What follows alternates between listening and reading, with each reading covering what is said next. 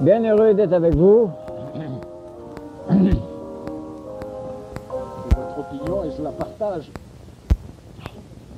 Est-ce que je pourrais avoir plus de son? Ok, là ça va, merci. Alors juste avant de commencer, en compagnie d'Alexandre, je vais vous annoncer que le 16 et le 17 novembre, je donnerai donc ici le séminaire de Gematria, où je forme des consultants. J'ai l'impression que les gens ne comprennent pas c'est quoi ce travail qui est fait ici. C'est la formation de consultants. Autrement dit, à travers le séminaire intensif de Gematria, je livre 20 ans de recherche et de réflexion au niveau kabbalistique. Et je souhaite, en tout cas c'est la seule place aujourd'hui où ça se fait dans le monde, qu'il y ait un maximum de personnes qui assistent aux conférences, que ce soit d'Alex, ou de Raphaël ou de Daniel, qui prennent ce séminaire en route. Là. Ça leur permettra en tout cas de bien s'adapter et de bien se situer aussi par rapport à la démarche de chacun des conférenciers, parce qu'il y a d'abord un cours de base ésotérique mais très poussé, et ensuite on entre dans la vibration des noms. Vous savez que tout est vibratoire dans l'univers, tout, sans exception. Et le nom, individuellement, de chaque personne, c'est sa longueur d'onde. Autrement dit, quelque part, dans un grand ordinateur central, vous avez un nom, un numéro de code qui correspond à votre nom. Dans votre nom est codée votre vibration. Autrement dit, votre programme est déjà inscrit, ce qu'on appelle cet ordinateur cosmique là, votre plan de vie y est inscrit. Maintenant, aujourd'hui, comme on passe dans une phase de transition très importante entre deux grandes ères, deux grandes époques, il est important pour nous de découvrir quel est le plan de vie qui a été programmé, parce que notre niveau de conscience est en train de changer. Ça, c'est un événement unique qui se passe à tous les 64 800 ans. C'est pour ça que je dis que c'est unique, mais dans un grand cycle. À tous les 64 800 ans, il y a un réajustement au niveau de la conscience. Aujourd'hui, il y a cette prise de conscience qui se fait dans le monde. Donc, on change graduellement de palier en compagnie d'Alexandre Lachance, de Raphaël, de Daniel et de tous ces conférenciers qui font cette démarche de conscientisation. Donc on prend conscience à nouveau, et lorsqu'on change de plan de conscience, on change également ses objectifs de vie. Maintenant, il nous faut défaire à ce moment-là la programmation qui existe à notre naissance pour pouvoir nous programmer nous-mêmes, programmer un plan de vie en fonction de nos objectifs qui correspondent à notre nouvelle conscience. C'est un peu ça, si vous voulez, la démarche de la Gematria, cette prise de conscience-là. Alors, je forme des consultants là-dedans. Ça n'a jamais été fait. C'est une science qui est millénaire, qui date depuis Moïse, qui s'est transmise d'initié à initié, une chaîne ininterrompue à travers les âges, qui a été occultée par moments et qui est aujourd'hui révélée à nouveau. Donc, il y a prise de connaissance de ce matériel-là initiatique au niveau kabbalistique. Il y a cet ajustement au niveau de la conscience, il y a cette reprogrammation faite individuellement par la personne, et le tout, parce que la Gematria en elle-même, ce n'est qu'une forme, et qui contient une énergie. Et c'est cette énergie qu'on va récupérer à travers de la forme lorsqu'on la fait éclater, au bénéfice de la conscience et d'une nouvelle programmation. Et le tout débouche finalement sur la possibilité pour l'ego de contacter son propre esprit. Autrement dit, débouche sur la parole créative. Et l'outil de demain, l'outil de l'ère du Verseau, l'outil de l'âge nouveau ou du surhomme, va être sa parole. Parole créative, c'est-à-dire instantanée, donc une communication instantanée entre l'esprit et l'ego. C'est ce à quoi vise justement ce séminaire intensif. Alors il va y en avoir un le 16 et le 17. Si vous êtes intéressé, vous pouvez demander des explications à Mario Gosselin, le relationniste. Voilà, excuse-moi mon... Ça va, c'est très cher, bien, ça, c'est précis. Je souhaitais que les gens soient bien au courant de ça. D'ailleurs, il y a beaucoup qui appréhendaient ce que c'est, que ce n'est pas de la... Oui, c'est ça, je voulais corriger un peu quelques lacunes au niveau de l'information. C'est vrai que c'est assez mystérieux sur la feuille, ça n'en dit pas grand-chose. Je pense que c'est mieux compris comme ça. Alors, on entre maintenant dans cette deuxième initiation. On va procéder comme à l'habitude. Alors, je lis un chapitre et puis vous avez vos commentaires. Alors, donc, suite de la deuxième initiation théochristique. Alors, il est dit ici: Les 5 écoles sacrées ou écoles des mystères majeurs ne seront pas mentionnées à ce stade-ci. Elles constituent ce que l'on peut appeler des institutions post-universitaires, initiant exclusivement ce segment de l'humanité qui a atteint le niveau de l'adepte. En d'autres termes, ces écoles sont responsables de l'initiation des étudiants les plus avancés des écoles des mystères mineurs du 8e au 12e degré. Exactement, ça c'est le ça même. Les grandes fraternités affiliées aux 12 écoles sacrées ne sont pas visibles à l'humanité ordinaire. Ceci ne signifie pas qu'elles ne possèdent pas de corps physique. Cela veut dire qu'elles ne divulguent jamais leur identité au cours de leurs opérations quotidiennes. Un initié véritable ne publie jamais ses réalisations spirituelles, ni ne souligne ni n'attire l'attention sur le prestige de l'école qu'il représente, en assumant un titre dans l'intention d'impressionner la galerie, le public. Un authentique initié, alors, est reconnu seulement par le calibre et l'autorité, la direction de son enseignement. Et si cet enseignement repose sur la vérité et les principes moraux, ceci constitue la preuve et l'unique preuve substantielle que cet adhérent prolonge, continue le grand œuvre des frères aînés. Ça se vise en définitive à l'ennoblissement de l'homme sur tous les paliers, dans le domaine social, dans le domaine intime, ou sur dans ses relations avec l'hyper-ego. Alors c'est l'élever de niveau de conscience, même à son insu, parce qu'il est poussé vers les sommets de son être. Il est également avisé et sage de retenir ce point vital, saillant dans toute étude ésotérique. Toute personne qui vous transmet un message écrit, ayant la prétention de provenir d'un frère aîné, dans l'intention d'influencer votre décision sur un sujet quelconque, est faux. Aucun frère aîné ne vous refusera le droit de décider de votre destinée pour et par vous-même. Aucun frère aîné ne menacera de représailles dans l'éventualité que vous négligiez de tenir compte d'un avertissement. Aucun frère aîné n'opposera, ne fera contraster deux personnalités dans le dessein d'en favoriser une par rapport à l'autre. Aucun frère aîné ne s'interposera face à votre droit de conscience, à votre droit de libre arbitre ou votre droit de vous autodéterminer. Alors, ce libre arbitre se manifeste depuis le début de l'occupation de la terre par l'homme. Alors, l'homme est son propre rédempteur. Il peut recevoir des conseils, mais il n'y a jamais de coercion. C'est ça qui fait sa valeur morale. Alors, il est son propre rédempteur, véritablement. Le terme est assez précis. L'expérience a démontré que la transmission d'un message astral par le biais d'une tierce personne s'avère douteuse, incertaine, tandis qu'un tel message puisse provenir d'une source véritable et refléter une intégrité à toute épreuve. Il ne peut être accepté textuellement, mais doit être vérifié seulement par le Christ intérieur. Bon, ça c'est le moniteur, ça. Cet avertissement est donné parce que dès qu'une personne commence à recevoir un peu l'influx supérieur, il y a bien des envahissements qui se font dans sa psyché. Et il faut qu'il soit très judicieux. Passer tout pour le crible du jugement. Autrement, il peut tomber dans une erreur assez néfaste parfois. Ça a été bien expliqué, ça, dans l'exercice de concentration. Exactement. On a vu tout ça en détail, je me souviens de ça.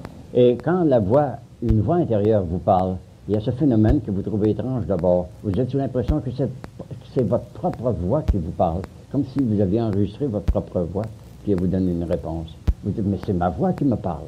Alors c'est donc votre hyper-ego, c'est le maître intérieur. Le maître étant dedans de nous, de vous, de nous tous. Hein? Alors c'est ça qui fait l'étrangeté de la... On a bien souvent l'impression que c'est une autre entité, alors que ce n'est qu'un phénomène de résonance. Exactement, en fait. Résonance, oui. C'est l'hyper-ego, on peut l'appeler comme ça. C'est le moi véritable. C'est l'essence, quoi, au lieu de la personnalité. Si vous êtes en mesure de prendre la bonne décision sans avis extérieur, la vie est alors superflue. Et si la vie apparaît superflue, la vie AVIS, le message l'est également. D'autre part, si vous êtes incapable de prendre la bonne décision, la vie contraire au choix que vous désirez effectuer constitue une interférence de la part du conseiller, et aucun frère aîné n'assumera le karma cumulatif de cette interférence. Assurez-vous d'être dans la bonne voie, et puis passez à l'acte. Il n'existe point de plus haute autorité que ce principe. Alors, comme vous voyez, dès que le diaphragme, j'emploie le terme qui correspond un peu au phénomène de photographie, est ouvert, la lumière jaillit, qu'il y a quelque chose devant ou non. Alors la lumière jaillit. Mais on sait que ça vient d'une source supérieure. Il n'y a pas d'erreur possible. C'est un phénomène lumineux, il n'y a pas d'erreur. Et il y a tellement d'ardeur dans ce message-là qu'on ne peut pas en douter. C'est une conviction totale. Hein? Toutes les 12 fraternités s'organisent selon le modèle cosmique d'un ensemble de 13. Chacune des écoles des mystères mineurs se compose de 12 officiers, frères aînés, et d'un 13e officier qui fait office de président et de coordonnateur. Sur ces 12, 7 travaillent dans le monde extérieur comme des gens ordinaires dans une profession de leur choix, et 5 demeurent à l'école où ils servent sur les plans supérieurs de l'activité humaine. La 13e personne est cachée du reste du monde par les autres 12 officiers, tout comme Dieu est caché dans l'univers par la création à 12 dimensions. C'est encore la loi du duodénaire de 12, que vous l'ayez dans les 12 chevaliers de la table ronde, les 12 disciples de Jésus, les 12 signes zodiacaux, avec ce qu'ils représentent, pas graphiquement, mais symboliquement, et ainsi que ça, toutes les 12 lois de notre être. Alors, ces 12 lois sont omnilatentes, existent toujours en permanence, quelle que soit la rubrique sur laquelle on les dénomine. Et le 13e, ben pour nous qui sommes dans la lignée judéo-chrétienne, c'est définitivement l'influence gnostique. Les 12 disciples qui se sont rassemblés autour du Christ constituent le meilleur symbole à notre disposition du type d'organisation auquel nous référons.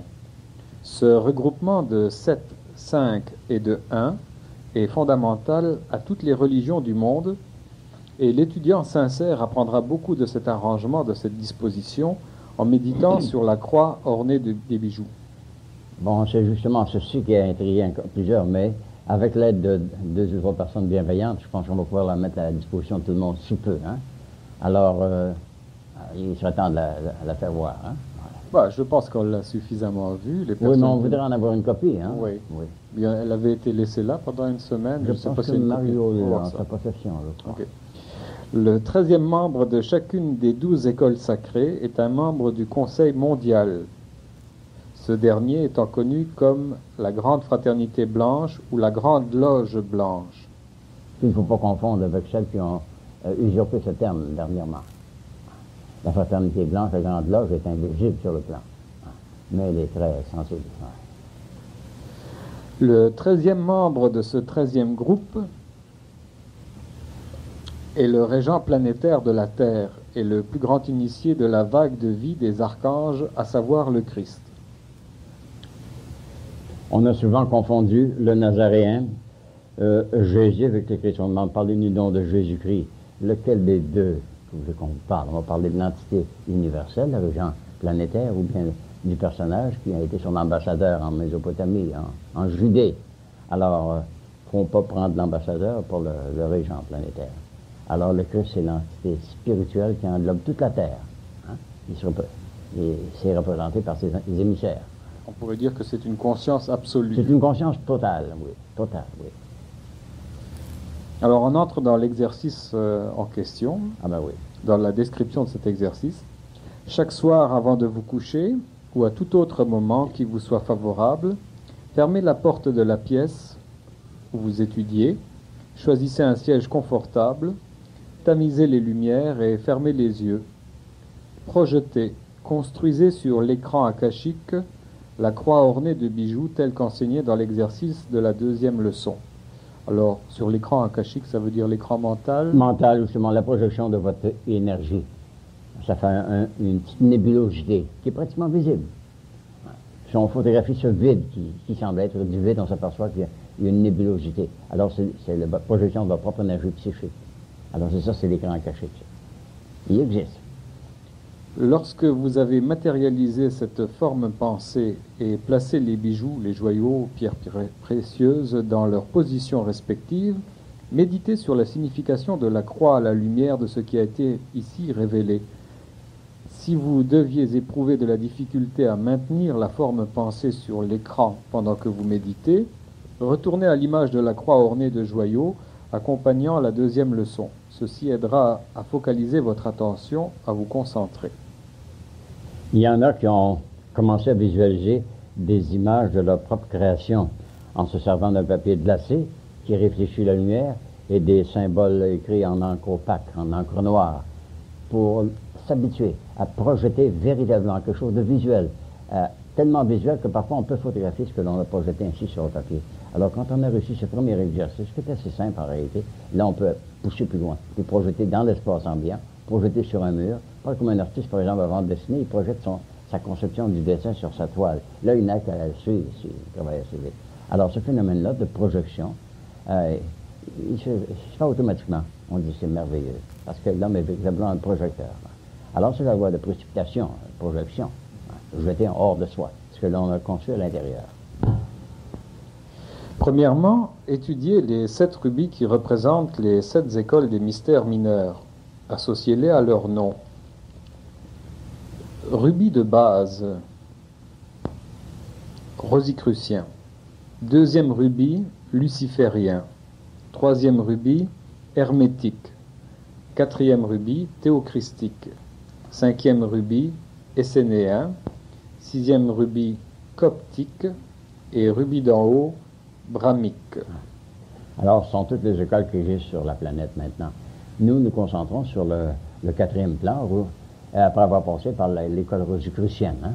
Alors, c'est l'école théochristique, puisqu'on a adopté le Christ, le Nazaréen, comme l'avatar de notre ère. Alors, on concentre ça sur le plan quadridimensionnel, ce qui est bien important. Il nous convient, nous sommes en Occident, c'est ce qui nous convient le mieux. Et notre lignée judéo-chrétienne se prête à l'adaptation de ce système de pensée-là. Méditez dessus. Voyez ce que vous pouvez découvrir en les imaginant, en les plaçant dans un certain contexte historique.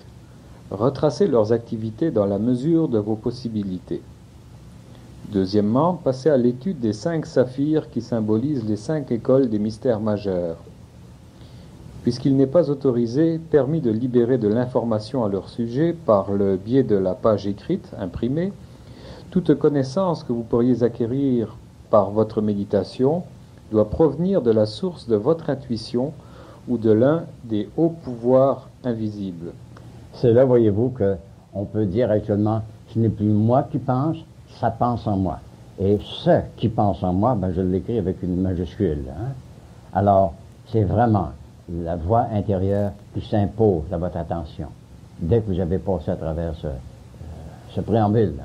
Alors là, comme dirait Samuel, parlez Seigneur, votre serviteur vous écoute.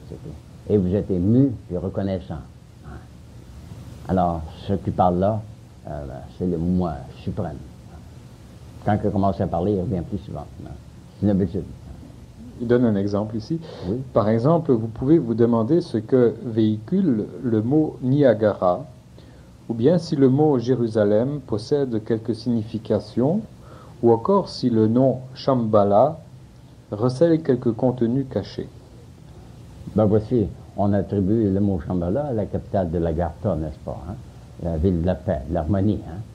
Alors, en méditant sur un sujet comme ça, apparemment abstrait, mais qui contient de l'énergie, alors il fait une association d'idées par le subconscient qui projette ces données à la raison discursive. C'est ce qu'on appelle méditer avec racine, méditation avec racine. Un mot en engendre d'autres. Alors, les images mentales qui viennent s'imposer. Alors ça, c'est de l'intuition graphique, véritablement.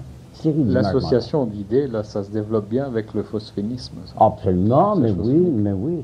D'abord, le phosphénisme, c'est uniquement de la lumière, n'est-ce pas? Alors, la lumière a beaucoup... Puis la lumière est intelligente, Elle n'est pas lucidique, ni... alors, les phosphènes... Elle est informative. Informative. Oui.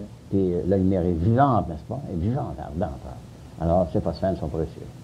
L'exercice que l'on donne de revisser vos lobes oculaires pour regarder entre les deux yeux produit immédiatement des phosphènes. Et continuez cet exercice-là jusqu'à ce que vous ayez le rayon violet qui surgit de votre pinéal ici. Au point où vous pouvez même le projeter sur le mur. Dire, je projette du violet sur mon mur. Alors, les phosphènes mènent à ce geste-là. Ça, c'est véritablement une ouverture du troisième œil, comme dirait l'Absang Grandpa. Alors, ce troisième œil, il est dynamique, aussi bien que magnétique. Troisièmement, étudiez le diamant de la croix orné de joyaux qui représente la grande fraternité blanche. l'université de Dieu. Reconnaissez l'importance suprême du travail divin qu'ils doivent accomplir, c'est-à-dire l'unification des gens de la terre, des gens du monde. Considérez les efforts à fournir avant que l'harmonie soit en mesure de prévaloir dans les esprits et les cœurs d'une population en expansion rapide et dont la plus grande proportion est spirituellement illettrée. Pensez à l'ampleur du problème comme vous le voyez maintenant et songez ensuite à toute l'aide que vous pourriez apporter de concert avec les initiés de la fraternité avec lesquels vous espériez travailler.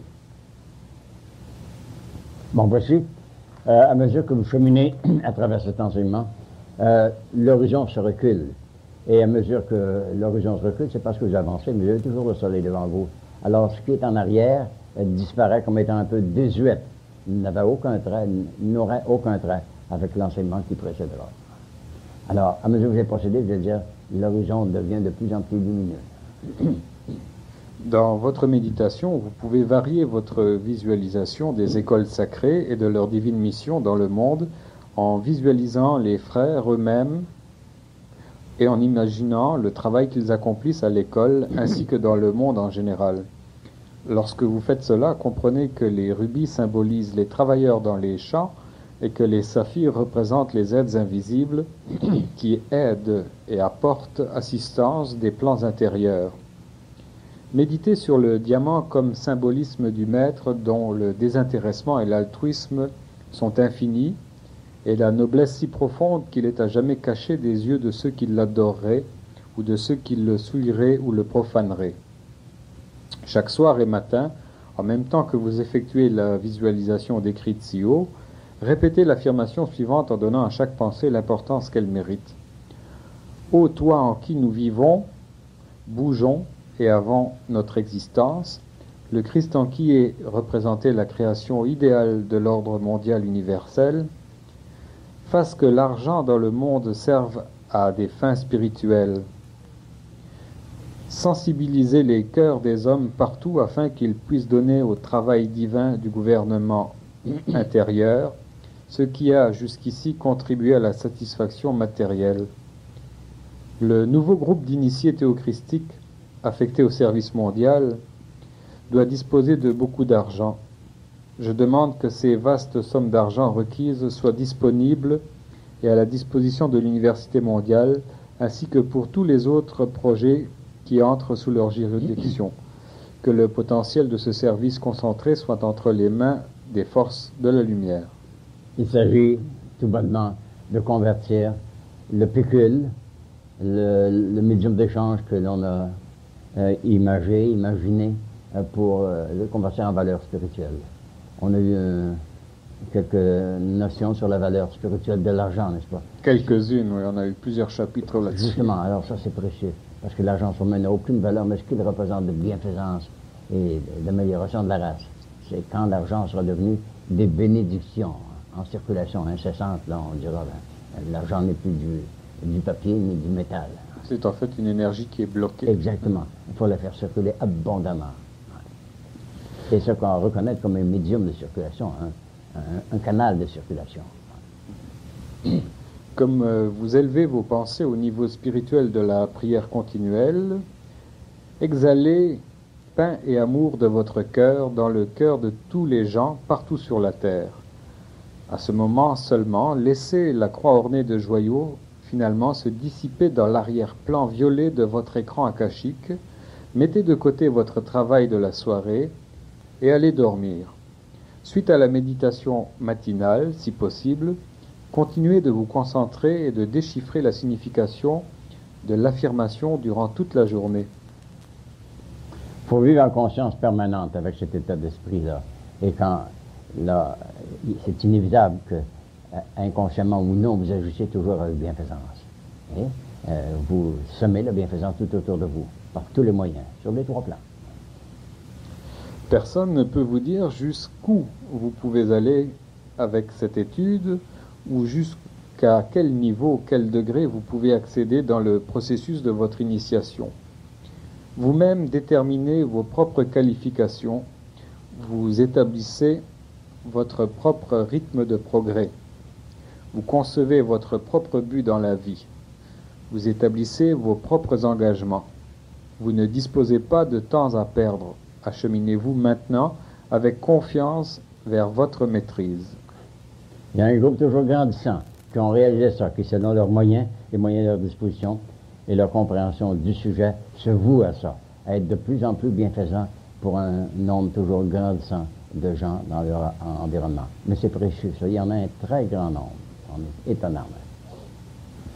Alors, voilà ce qui clôt donc cet exercice-là sur la méditation, sur la croix.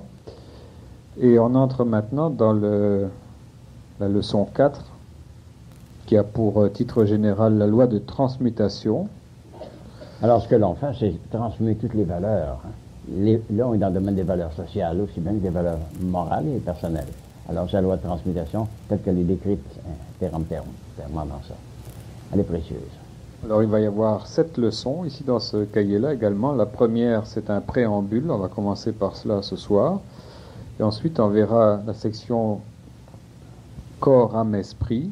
Oui, nous sommes trinitaires. Alors, en réalisant que nous sommes à l'image de notre Créateur, là, on se prend en main totalement, puis on réalise à faire l'identification des 3 aspects de notre nature. Et là, on est vraiment complet, des êtres complets. Autrement, on est en anarchie contre nous-mêmes. Il y a toujours un élément qui est en souffrance. Si le domaine de la santé sera le corps, le domaine de l'âme, ça sera l'anarchie dans nos pensées, dans nos sentiments. Ensuite, il y aura évolution, épigenèse, involution. C'est curieux qu'on mette évolution en premier et pas involution. Ben, c'est parce qu'on veut débarrasser de la mentalité populaire cette conception que Darwin, Lamarck et ses prédécesseurs nous ont laissé de l'évolution, selon les anthropologues. Alors, l'évolution, elle est sur le plan spirituel. Ça n'a pas affaire au véhicule de l'homme. Ensuite, on verra la structure atomique de l'homme. Oh là, ça c'est important. Que l'homme est une masse d'énergie, tout d'abord, apparemment coagulée et ralentie dans son mode vibratoire. Mais l'homme est une énormité d'énergie, en vibration. On va reparler des fréquences mutationnelles. Oui. Non, ça c'est l'autre science. La news de Princeton précise ça tellement, j'ai beau la relire, je trouve toujours du nouveau dans ça, puis du précis, de plus en plus précis. Rudière, oui. On verra ensuite transition ou régénération. Oh oui. Dans la transition, ça c'est le point culminant de notre carrière, de notre cheminement.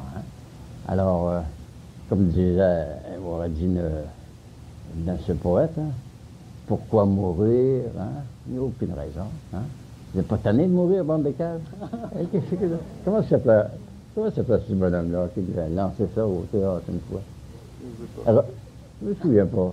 Mais vous n'êtes pas tanné de mourir, bande de caves? Plusieurs. Alors, vivez. La section suivante sera intitulée Création et conditions. Ouais. Ça va être précieux. Alors, on crée par la force de notre pensée. Créer, c'est mettre en mouvement une pensée qui est d'abord nébuleuse. Elle se coagule, mais en se coagulant, elle émet de l'énergie. Alors, l'énergie doit avoir un véhicule. Et nous sommes ce véhicule d'énergie. Alors, dès que l'on a compris la procédure à adopter, on crée en pensant. Ni plus ni moins. C'est générer de l'énergie, je l'ai libérer. Alors, ça, c'est précieux. Puis c'est très succinct. Dans quelques paragraphes, il décrit toute la procédure. Et chacun peut la comprendre. Et dès qu'ils l'ont mis en pratique une fois, qu'ils ont créé une condition visualisée, alors, on dit, ça se réalise par miracle. Non, c'est pas un miracle, c'est la loi de la nature. La nature fait des miracles incessamment dans tous les domaines. Et on verra ensuite procédure de transmutation. Alors, la transmutation, ça consiste d'abord à réaliser, comme je viens de le préciser, que l'homme lui-même est un dynamo d'énergie. Et toute matière, palpable, tangible ou autrement, c'est de l'énergie ralentie.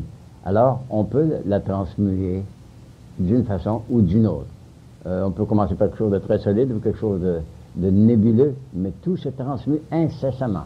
Et nous sommes des transmutateurs de cette énergie. Du moment qu'on réalise qu'on est de la même nature que l'énergie qui est coagulée. On n'a qu'à accélérer son mode vibratoire. Et finalement, on terminera donc avec la 3e initiation théochristique. Bon. Alors, je commence par le préambule. Oui, il est assez succinct, oui. En cette époque d'importantes transformations sociales et de chaos économique, où les États en guerre menacent la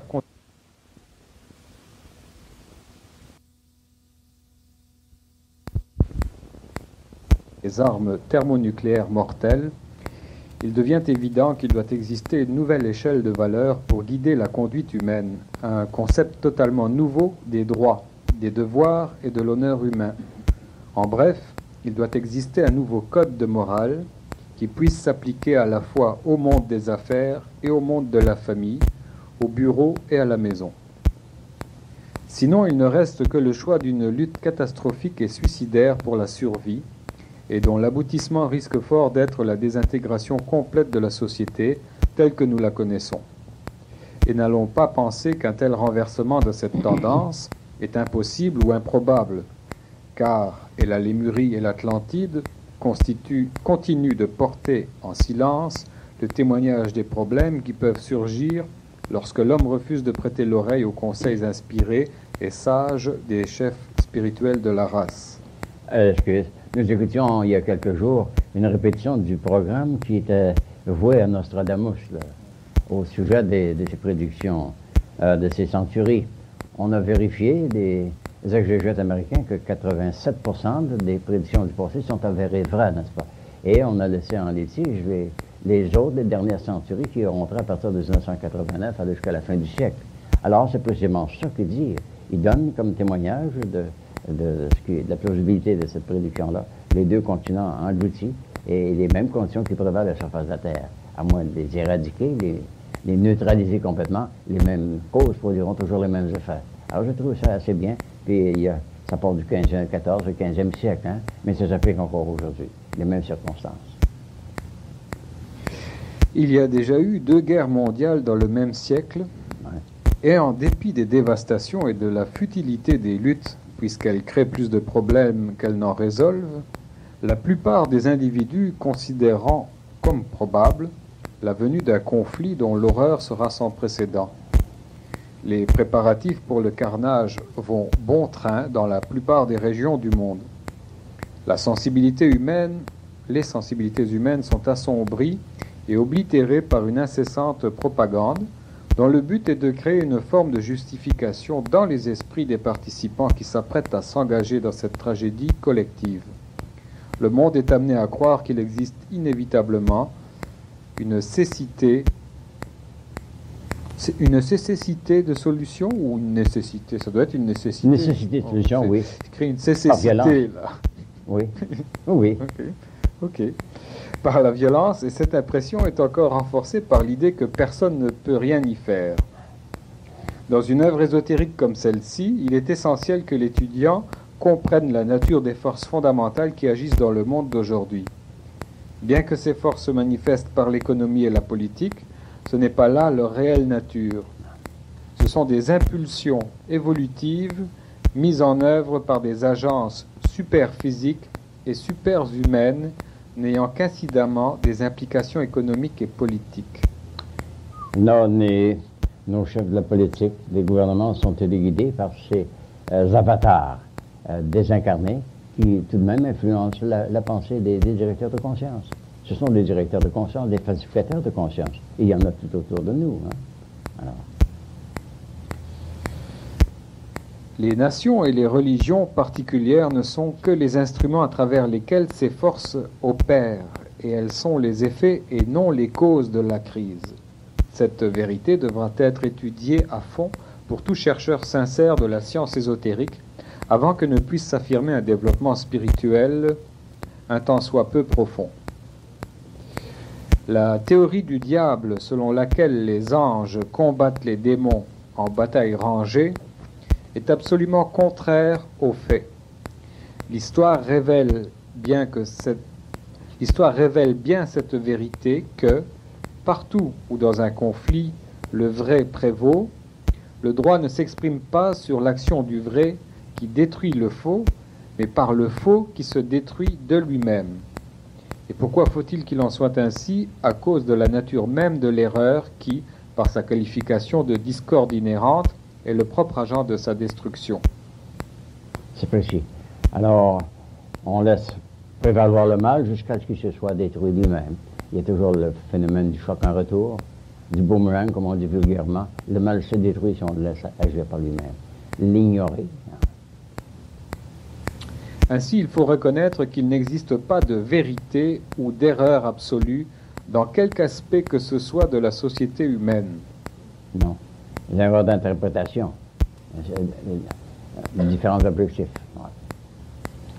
La lutte idéologique telle que nous la connaissons aujourd'hui n'est pas fondamentalement une lutte entre le vrai et le faux, non plus qu'entre le bien et le mal. Il s'agirait là d'une vue simpliste du problème de base, qui ne serait qu'une excuse trop commode pour justifier le déploiement d'une violence sans limite pour soi-disant préserver paix et liberté. Voyez-vous, l'inanité de ça. L'orientation évolutive à laquelle se rattache cette conception n'est pas celle du bien et du mal, comme on l'aura pensé antérieurement, mais celle d'une méthode d'approche vers la civilisation ultime qui doit s'épanouir sur cette planète, la civilisation qui prévaudra lorsque l'humanité aura accompli collectivement la conscience du maître dans laquelle n'existe aucun conflit quel qu'il soit. Alors que vous avez atteint la maîtrise de vous-même, de vos émotions négatives, de toutes ces fausses interprétations, alors la paix domine en vous et qu'il y a des noyaux de plus en plus nombreux où cette conscience prédomine, alors ça se répartira à travers toute la planète, inévitablement. Dissoudre cette sensation de dualité où le bien est obligé de s'opposer au mal, voilà l'apprentissage monumental que doivent entreprendre tous ceux qui cherchent à vaincre leur susceptibilité aux éléments négatifs. Le mal est négatif. Sur cela, ne commettez pas d'erreur. Être conscient du mal, même si vous y êtes opposé, c'est mettre en place dans votre vie et vos affaires un conflit subtil qui ne peut que conduire à votre propre destruction. Car ça devient une hantise, alors. Et on alimente ce concept de mal. On l'alimente en y pensant, même dans le but de l'éradiquer. Y a-t-il alors de quoi être surpris que ces religions qui se sont centrées sur l'existence du péché ont par cette attitude même été les instruments de leur propre destruction, associés à sa dissolution? Ils ont créé une conscience de tort, de péché. Hein? Alors ils l'ont provoqué. Et ça s'est disséminé. Il existe un moyen par lequel il est possible d'atteindre la paix parfaite dans le monde, et ce moyen, à défaut d'une expression meilleure, est celui de la sainteté. Elle débute par l'individu néophyte. Néophyte, ça veut dire le débutant. Le débutant en études ésotériques, oui. Une nouvelle arrivée, quoi. Et doit le conduire vers ce lieu où il est en paix avec lui-même, avec sa famille, son voisin, son pays et avec le monde entier. Voilà le véritable objectif que cherche à atteindre l'étudiant sérieux en ésotérisme et ce à quoi il travaille. Le mental doit devenir cet état de tranquillité dans lequel toutes les facettes de la vie sont perçues sous un angle juste, les unes par rapport aux autres. Il s'agit donc d'un problème de transmutation. La transmutation des pensées mauvaises, les pensées du mal si vous préférez, en bonnes pensées dans lesquelles sont absentes les suggestions de ces émotions primaires qui incitent les gens à faire le mal ou répandre la souffrance. Pour déraciner cette conscience du mal de façon à ce que sa puissance destructrice n'ait plus aucun pouvoir sur vous, il faut accepter un point de vue qui sera révélé dans cette leçon et les deux suivantes. Si vous suivez attentivement cette présentation, il est probable que vous acquérez une bonne maîtrise du problème, ce qui permettra de transcender l'élément destructeur de l'âge actuel. Lorsque vous vous situez au-delà du conflit et que vous êtes libéré de l'enchevêtrement idéologique qui encourage la propagation. La propagation, on va dire, de la violence, Ouais. vous vous êtes préparé à devenir un véritable serviteur du monde, un disciple des frères aînés. Alors ça, c'est l'idéal auquel on aspire tous. Hein? Et chacun, à mesure de nos forces, on peut y contribuer énormément, collectivement, aussi bien qu'individuellement. Alors, ça, c'est un idéal précieux. Commençons alors par établir le fondement adéquat pour ce type de compréhension. Ce faisant, gardons à l'esprit qu'en devenant vous-même plus fort, vous fortifiez votre pays où que vous viviez, et vous renforcez votre pays en renforçant votre sens du bien. Votre réussite, votre prospérité, votre santé et même votre propre survie ne dépendent pas des erreurs ou des mauvaises intentions des autres, mais de votre propre intégrité. La vérité ne peut jamais être détruite, mais uniquement ceux qui se battent pour sa compréhension. Bon, voici. La lutte pour la compréhension, c'est souvent une insistance sur la justice totale, hein, et la justesse de pensée. Et c'est une lutte pacifique, là. Les deux mots peut-être autodestructifs, mais c'est véritablement ça. Insister à ce que la justice prédomine toujours, et la justesse de pensée surtout. Au cours des âges, deux plans ont surgi en tant que panacée pour actualiser la paix mondiale et la fraternité des hommes. L'un a été proposé par l'État, qui s'appuie aujourd'hui sur ce conglomérat de gouvernements appelé les Nations Unies. L'autre fut proposé par l'Église, qui est aujourd'hui à la recherche d'un sauveur, quel que soit le nom qu'on lui donne dans les grandes religions mondiales. L'État pense que l'utilisation de la science constitue pour le monde la meilleure réponse d'une solution aux problèmes fondamentaux de l'humanité. Il voit dans la science la réponse aux multiples questions touchant le bien-être de l'homme, la protection du corps, la sécurité d'un chez-soi, la liberté de l'esprit et la paix de l'âme. Avec la science, le confort matériel de l'individu est assuré. Pour l'État, cette assurance rejette toute confiance dans une autre méthode de salut. Par ailleurs, l'Église croit que la pratique de la religion constitue le seul moyen pour parvenir à ses buts et que pour être efficace, toute religion doit reconnaître un seul Dieu unique. La religion considère le développement spirituel de l'individu, sans lequel le bien-être du corps et la protection de l'environnement n'est pas de valeur significative. Au moins, dans la religion, la possibilité du vrai bonheur est offerte à tous, sans égard aux possessions ou aux avantages matériels. Et advenant que ce bonheur ne réussisse pas à se manifester dans la vie présente, elle le fera nécessairement dans une autre. Pour l'Église, cette certitude discrédite la nécessité de se fier à l'approche technologique telle qu'elle est véhiculée par l'État. Alors, conciliez les deux, et vous avez un état utopique, mais un état pratique et inévitable. C'est comme si c'était l'expression des deux parties du cerveau, le néocéphale et le paléocéphale, la raison et l'intuition, justement, oui, en État et en Église. Hein. Oui, mais seulement, le néocéphale s'inspire du paléocéphalique aussi, hein, parce qu'il y a toute une réserve de renseignements puisée dans l'expérience de toute la race. Alors, il faut faire la fusion des deux lobes. Alors là, vous avez l'unification totale, un cerveau unique. On dit qu'une maison divisée sur elle-même ne peut pas réussir. Alors, surtout dans l'encéphale, il y a lieu d'avoir une seule tête. La solution est dans le rassemblement, des deux, oui. Façons de voir. Oui, oui. Par conséquent, la science et la religion constituent deux outils utilisés respectivement par l'État et l'Église dans leur quête de ces objectifs. Bien entendu, on ne peut nier que l'Église et l'État ont tous deux largement manqué leur but. Néanmoins, la faute n'est pas attribuable ni à l'État ni à l'Église en tant que réalité d'origine divine, mais plutôt à leur manifestation en tant qu'institutions humaines faillibles. Tôt ou tard, on doit reconnaître que les conceptions de l'homme sur l'État et l'Église ont pris une tangente particulière si on considère l'inaptitude actuelle de ces deux grandes institutions pour résoudre le problème de la lutte pour le pouvoir. D'une certaine manière, à un moment donné, quelque part, l'homme doit avoir abandonné l'idée de l'ordre divin pour une culture divisée dans laquelle il commence à vivre une vie double, son corps appartenant à l'État et son âme à l'Église. Oui, qui précise ça, c'est ce qui suit. C'est exactement la situation qui prévaut dans le moment, n'est-ce pas? On est vraiment divisé. L'objet de cette prochaine série de leçons sur les aspects sociaux sera de montrer qu'au début de l'histoire humaine, l'unité de l'ordre divin était dominante dans les esprits humains. Cette unité a cédé le pas à la dualité au moment où l'ordre divin remplaça par l'ordre humain.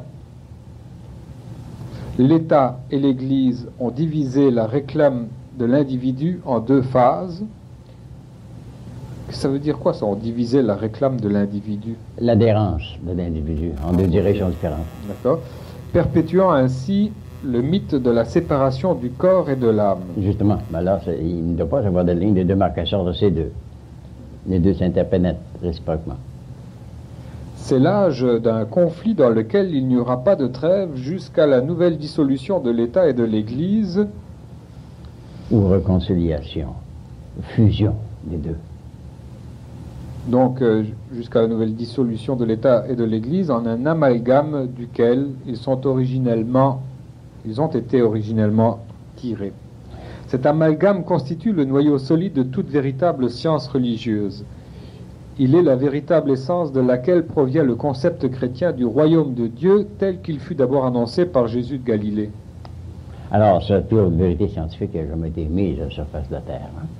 Alors, cette unicité du grand tout, aussi bien que la race humaine. Dans le cours précédent, vous avez appris que l'univers peut se diviser en deux parties, la partie que l'on appelle Dieu et celle que l'on nomme nature. La science est la révélation de la nature à la compréhension humaine, tandis que la religion est la révélation de la compréhension de Dieu. Ainsi donc, la science et la religion forment deux points de vue pour expliquer les caractéristiques de la réalité une. Et cette unique réalité symbolise le tout unifié lorsque duquel rien d'autre ne peut exister. Lors duquel rien d'autre ne peut exister. Eh bien. Alors, la synthèse est assez succincte, n'est-ce pas? C'est de réabsorber la totalité dans une seule mentalité cosmique. Lorsque la science est institutionnalisée, elle devient l'État dont l'objectif fondamental est de connaître et de maîtriser le monde physique. Lorsque la religion est institutionnalisée, elle devient l'Église dont le but est de guider l'humanité vers une connaissance de la réalité de Dieu et de ses vertus. Bien que tout cela paraisse très beau en théorie, l'application de tels moyens conduisit l'homme vers le cauchemar des enchevêtrements idéologiques, ce qui aboutit finalement à une scission irréparable à l'intérieur de la première grande civilisation de l'ancienne Lémurie. C'est sur quoi on doit retourner. Autrement, ça va être une déperdition de toute l'énergie qui a été accumulée depuis l'occupation de la Terre par l'homme. Quelle fut l'orientation prise par une telle scission? L'État, né d'une philosophie séparative, agit en conformité avec sa nature propre, puis se divisa davantage elle-même en de multiples nationalités. Avec la même persuasion, l'Église suivit la même voie en se divisant en de multiples confessionnalités. Dès lors, deux modes de vie nouveaux apparurent sur la scène mondiale, la voie du nationalisme et la voie du confessionnalisme. Ça nous éclaire beaucoup tout ça. Précisément, avec toutes ces diètes que l'on a vues surgir du protestantisme, des protestateurs. Alors c'était de l'anarchie. Il serait difficile de discuter sur le problème que dans le nationalisme et le confessionnalisme se trouvent les causes fondamentales des conflits humains de notre époque. C'est le séparatisme dans toute sa laideur. La pensée évolutive dont il a déjà été question cherche à renverser cette scission et à réintroduire l'ordre divin pour solutionner le problème de cet état de séparativité. Des chefs spirituels de différents niveaux ont intuitivement senti cette tendance et y ont coopéré pour le bien ou le mal. Diverses méthodes ont été utilisées, la coercition, l'extermination et l'annexion, la fédération et l'amalgation. Pourtant, aucune de ces méthodes n'a réussi à effacer dans le mental des hommes cette conscience de séparativité, et jusqu'à présent, elles ont toutes été un échec. Car aussi longtemps qu'il y aura séparativité sous une forme quelconque, il existera différents groupes ayant des objectifs différents, ce qui conduit finalement à la controverse et au chaos. L'homme est essentiellement une créature sociale. Il est né dans un groupe familial qui exige une association des individus. En grandissant, il découvre qu'il appartient à une association plus grande appelée société. Lorsqu'il atteint sa pleine maturité, il comprend qu'il fait partie intégrante de l'humanité et qu'il fonctionne à l'intérieur d'un véhicule collectif appelé la race. Nous avons une forte tendance à étudier la traduction historique de notre Bible chrétienne, et à nous émerveiller de l'histoire de la création ou de la vie exemplaire du Maître. Mais étant donné que notre mental n'est concentré dans la bonne direction et que nous n'avons pas été très jeunes entraînés à interpréter les allégories et les symboles, nous passons à côté de l'essence même du message social. Nous fouillons les espaces interstellaires ou sidéraux, oui, hyperspatiaux. Oh, ok, en tout cas. Oui. En quête d'une solution à l'origine des étoiles, et aussitôt la science et la religion s'avancent avec leur explication profonde, entre guillemets. La science affirme qu'elles ne peuvent avoir surgi de rien. La religion affirme que c'est probablement le cas. La science affirme que tout doit avoir eu un commencement. La religion affirme que ce n'est probablement pas le cas.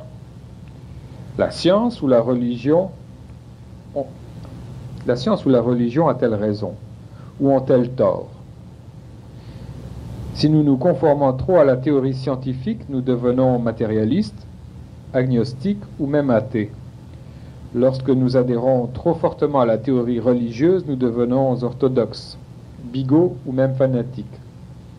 Aucune de ces attitudes mentales n'est ni bonne ni chrétienne, et le problème de justes rapports humains demeure toujours sans solution. Alors, la réconciliation de ces états en antagonisme, c'est la solution, n'est-ce pas? Et elle s'impose malgré nous, malgré toute la race. Référons-nous à la première affirmation de la Bible chrétienne. Au commencement, Dieu créa le ciel et la terre. Cela ne suggère-t-il pas un concept de dualité qui s'applique à une simple création? Et si oui, cette dualité ne suggère-t-elle pas un contrat et une division en deux parties? Dans le texte masotérique, l'affirmation initiale de la Bible indique clairement qu'il ne s'agit pas d'une séparation en parties, mais en fonctions. La différenciation a lieu dans le mode d'opération et non dans la variété de composition. Par exemple, les organes du corps humain sont tous constitués de la même substance atomique fondamentale, mais remplissent certaines fonctions particulières et spécifiques qui sont toutes indispensables à la santé et au bien-être de l'ensemble. De même, les différents départements d'une grosse compagnie sont tous occupés par des individus qui s'occupent d'activités semblables pour tous, et pourtant chaque département possède son mode de fonctionnement propre. Leur combinaison forme une organisation coordonnée reconnue par l'État comme une seule entité. Cette perception de dualité, ceci, cela, le mien, le tien, doit être transmuée à temps en une unité dans laquelle toute chose vivante et tout atome igné est ton soi-même. Cette transmutation peut être réalisée par tous ceux qui ont la volonté de voir avec l'œil unique. Et voir avec l'œil unique signifie concevoir l'univers comme un tout indivisible. Alors, rien d'étonnant que là, on insiste tellement sur l'importance d'éveiller ce troisième œil, qui en réalité, c'est le premier œil qui a précédé les autres. Hein. Celui-là n'aura pas d'existence. Nos yeux du binaire n'aura pas d'existence si ce n'était pas de la source de vision. Alors, dès que ce sens-là est développé, on dit, donc je verrai, je vois maintenant véritablement, hein? Alors qu'autrement, on voit toujours dans le binaire, dans le domaine du binaire, deux aspects. Ouais. Ça veut dire que les premiers hommes étaient dans un état de clairvoyance avec cet œil unique. Justement, oui, l'œil Ils unique. n'étaient pas sujets au jeu de la polarité. Non, on a représenté ça par la lignée des cyclopes, n'est-ce pas? Hein? Bon, alors, c'était l'œil unique. Hein? Ouais. Aucune partie ne peut agir comme une unité autosuffisante. Aucune partie ne peut agir ou exister indépendamment d'une autre partie. Il n'existe rien qui soit une partie et qui fonctionne sans faire référence au tout.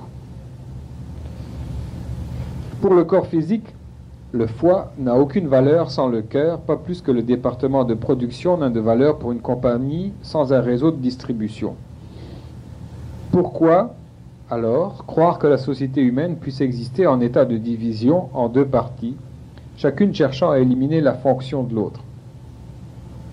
C'est justement ça ce qui arrive présentement, c'est ça qui est la base de toute la tragédie existante. Hein. Lorsque nous pensons substance et énergie, ne pensons pas à deux éléments séparés. Pensons plutôt à la substance sous deux formes, une seule essence en deux manifestations. Aussi, la substance est double, l'un manifestant la matière et l'autre l'esprit. Ou bien l'énergie est double, celle qui se manifeste en tant qu'esprit et celle qui se manifeste en tant que matière.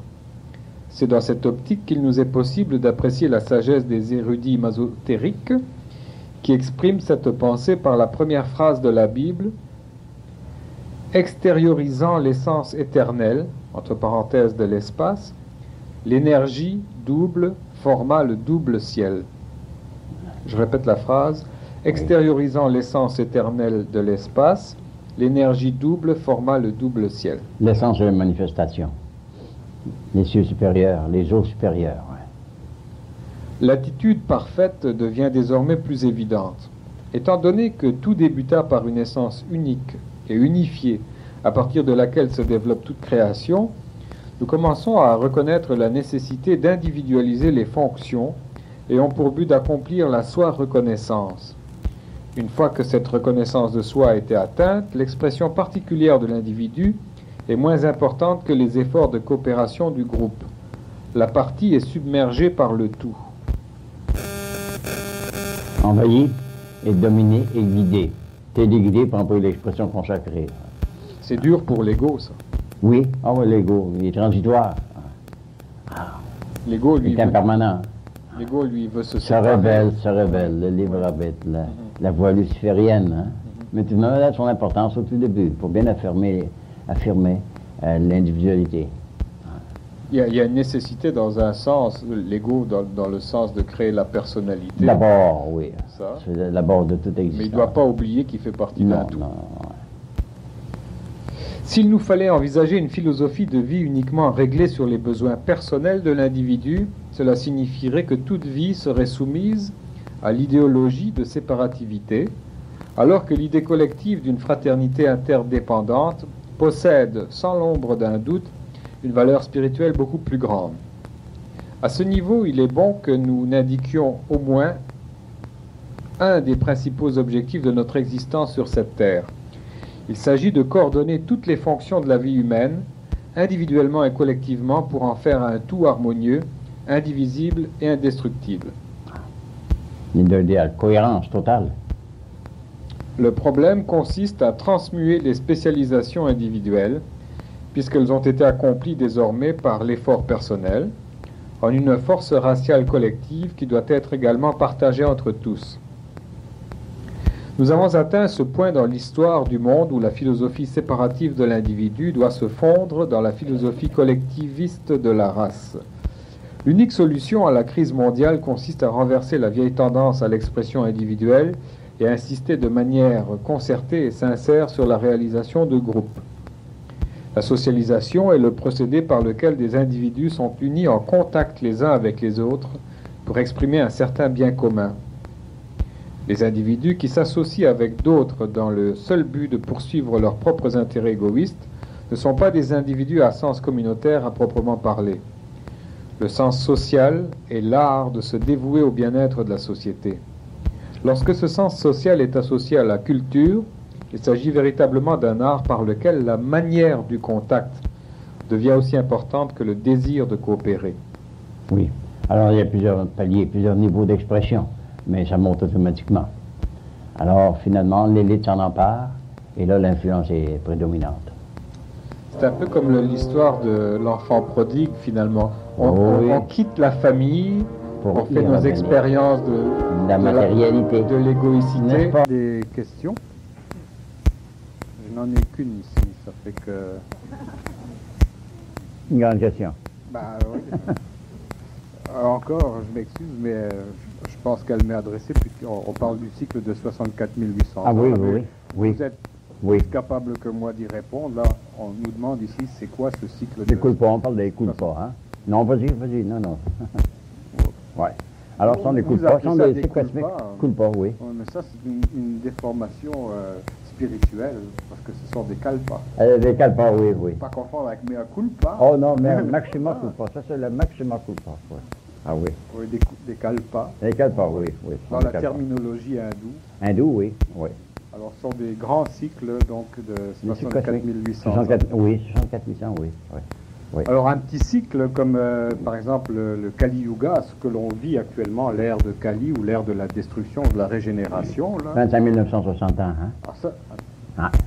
25 920 ans, Oui. ça c'est le cycle de l'âge d'or. L'âge d'or, Le grand justement. cycle. C'est la rotation solaire autour de Sotis. Ouais. Ouais. Alors, Je le voulais soleil- commencer par le petit pour mieux expliquer. 6480 ans, ça c'est le Yuga. Oui, Ensuite, ou l'âge de fer. oui. Ensuite, on a l'âge L'âge d'airain. d'airain, L'âge d'airain, oui. qui est 2 fois 6480. Exactement. L'âge d'argent, qui est Oui. 3 fois. Oui. Et l'âge d'or, qui est 4 fois, donc 25 920 Exactement, ans. Et oui. si on additionne les 4 âges dans leur totalité, on a donc ces 64 800 Exactement ans. ça, oui, oui. Alors c'est un grand cycle donc qui mesure l'évolution d'une humanité, Oui. d'une race. d'une Alors, c'est civilisation. la rotation du soleil autour de son centre d'attraction, de son terre. Hein? Ouais. Alors, un soleil qui est 360 fois plus gros que notre propre solaire. C'est le très haut, dont le soleil est le fils, le Christos. Hein? Ouais. Alors, c'est le père. Parlez-en un petit peu encore des cycles pendant que j'essaie de me repérer ici pour savoir. Et voici, ce sont des chiffres astronomiques, n'est-ce pas? Alors, cependant, tous les commentateurs sont d'accord sur la durée des cycles. Hein? Ça part des Upanishads, des Rig Veda, des Zend-Avesta, mais ils sont tous d'accord, quelques années ou quelques siècles près. Et même Nostradamus, que j'écoutais encore dernièrement, mentionne que ces cycles-là sont reconnus depuis la plus haute antiquité. Alors, on vit dans un monde infiniment petit comparativement au grand tout. Hein? Alors, des centres solaires, il y en a un très grand nombre dans notre galaxie. La Bible, au tout début, nous parle de la cosmogenèse, la genèse du monde total, du cosmos, et de l'anthropogenèse. Mais si on tombe dans la cosmogenèse, pour prendre le grand tout, puis c'est des millions et des millions de systèmes solaires. Avec notre galaxie doit en contenir plusieurs milliers. Et dans la Voie lactée, il y a tellement d'étoiles qu'on prend ça pour une descente de lait. Hein? Il y a un artiste qui a photographié qui avait illustré la Voie lactée comme une femme qui déverse son lait simplement dans l'espace. Hein? Alors, à force de similitude, on dit c'est du lait cosmique. Hein? Et l'islam, par exemple, parle de la Voie lactée. Ils ont une parabole là, du prophète Mahomet qui explique que la Voie lactée a été créée lorsque un ange du Seigneur est descendu à toute vitesse pour arrêter le bras du sacrificateur. Oui. Pour les sacrifices. Oui. Et il est descendu tellement vite qu'il en a perdu des plumes et c'est ce qui a formé la Voie lactée. Ah, Ça, bon, c'est bon, dans bon. le Coran. Ah oui, le Coran est très, Oui. il est très poétique aussi dans ses descriptions. Oui. Mais il y a des choses, c'est intéressant d'étudier les autres religions aussi. L'islam a une belle textes poésie. sacrés. Une belle poésie. Puis le plus drôle, c'est que le prophète Mahomet, à un moment donné, dans le Coran, il dit « Le jour où l'homme ira sur la lune, je ne serai plus prophète. » Non, mais non, tout aurait On va été... dire que c'est impossible. Si vous pensez que l'homme peut arriver sur la lune, là, oubliez-moi, je suis plus prophète. Alors ça, faut pas en parler aux Arabes parce que vous leur montrez ce passage-là, ils vont vous dire, comme ils m'ont dit en Algérie, que c'était truqué l'intervention des Américains sur la lune, que c'était une falsification, un Vraiment, montage ils ont- à la ils ont télévision. Ils n'ont déclaré jamais ça. admis ça. Non, ils n'ont pas... Ils peuvent pas parce que sans quoi le prophète n'existerait plus. Que Lionel, quelque part dans la contrée, dans le pays, il disait, ça c'est arrangé avec le gars des Juifs. Pourtant non. Hein. Parce que j'avais d'abord un simulacre de cette chose-là, une similitude qu'ils avaient faite. Hein.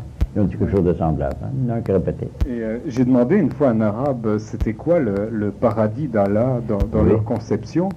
Et il m'a expliqué, en fait, ce que le prophète avait expliqué, c'était que lorsque on meurt, lorsque l'individu meurt, il, par ses bonnes actions, etc., il va également dans le paradis d'Allah, dans lequel il va trouver des sources d'eau vive, très claires, Oui. du miel, des dattes, Ah en fait, oui. tout ce qu'ils recherchent dans le désert, ces gens-là, Oui.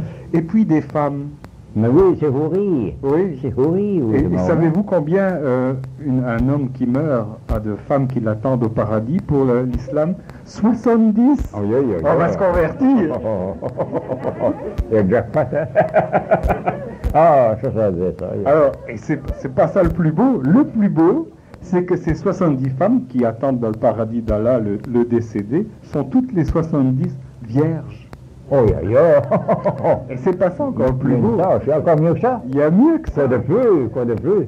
C'est que quand vous êtes passé de la première à la deuxième et que vous arrivez à la 70e, vous pouvez revenir à la première, elle a retrouvé sa virginité. Oh là! Vous comprenez pourquoi le Coran et l'islam c'est si fort aujourd'hui? Et qu'ils peuvent mourir de fanatisme religieux, ils vont gagner leur paradis. Oh, bien. C'est plus intéressant de l'autre bord qu'ici.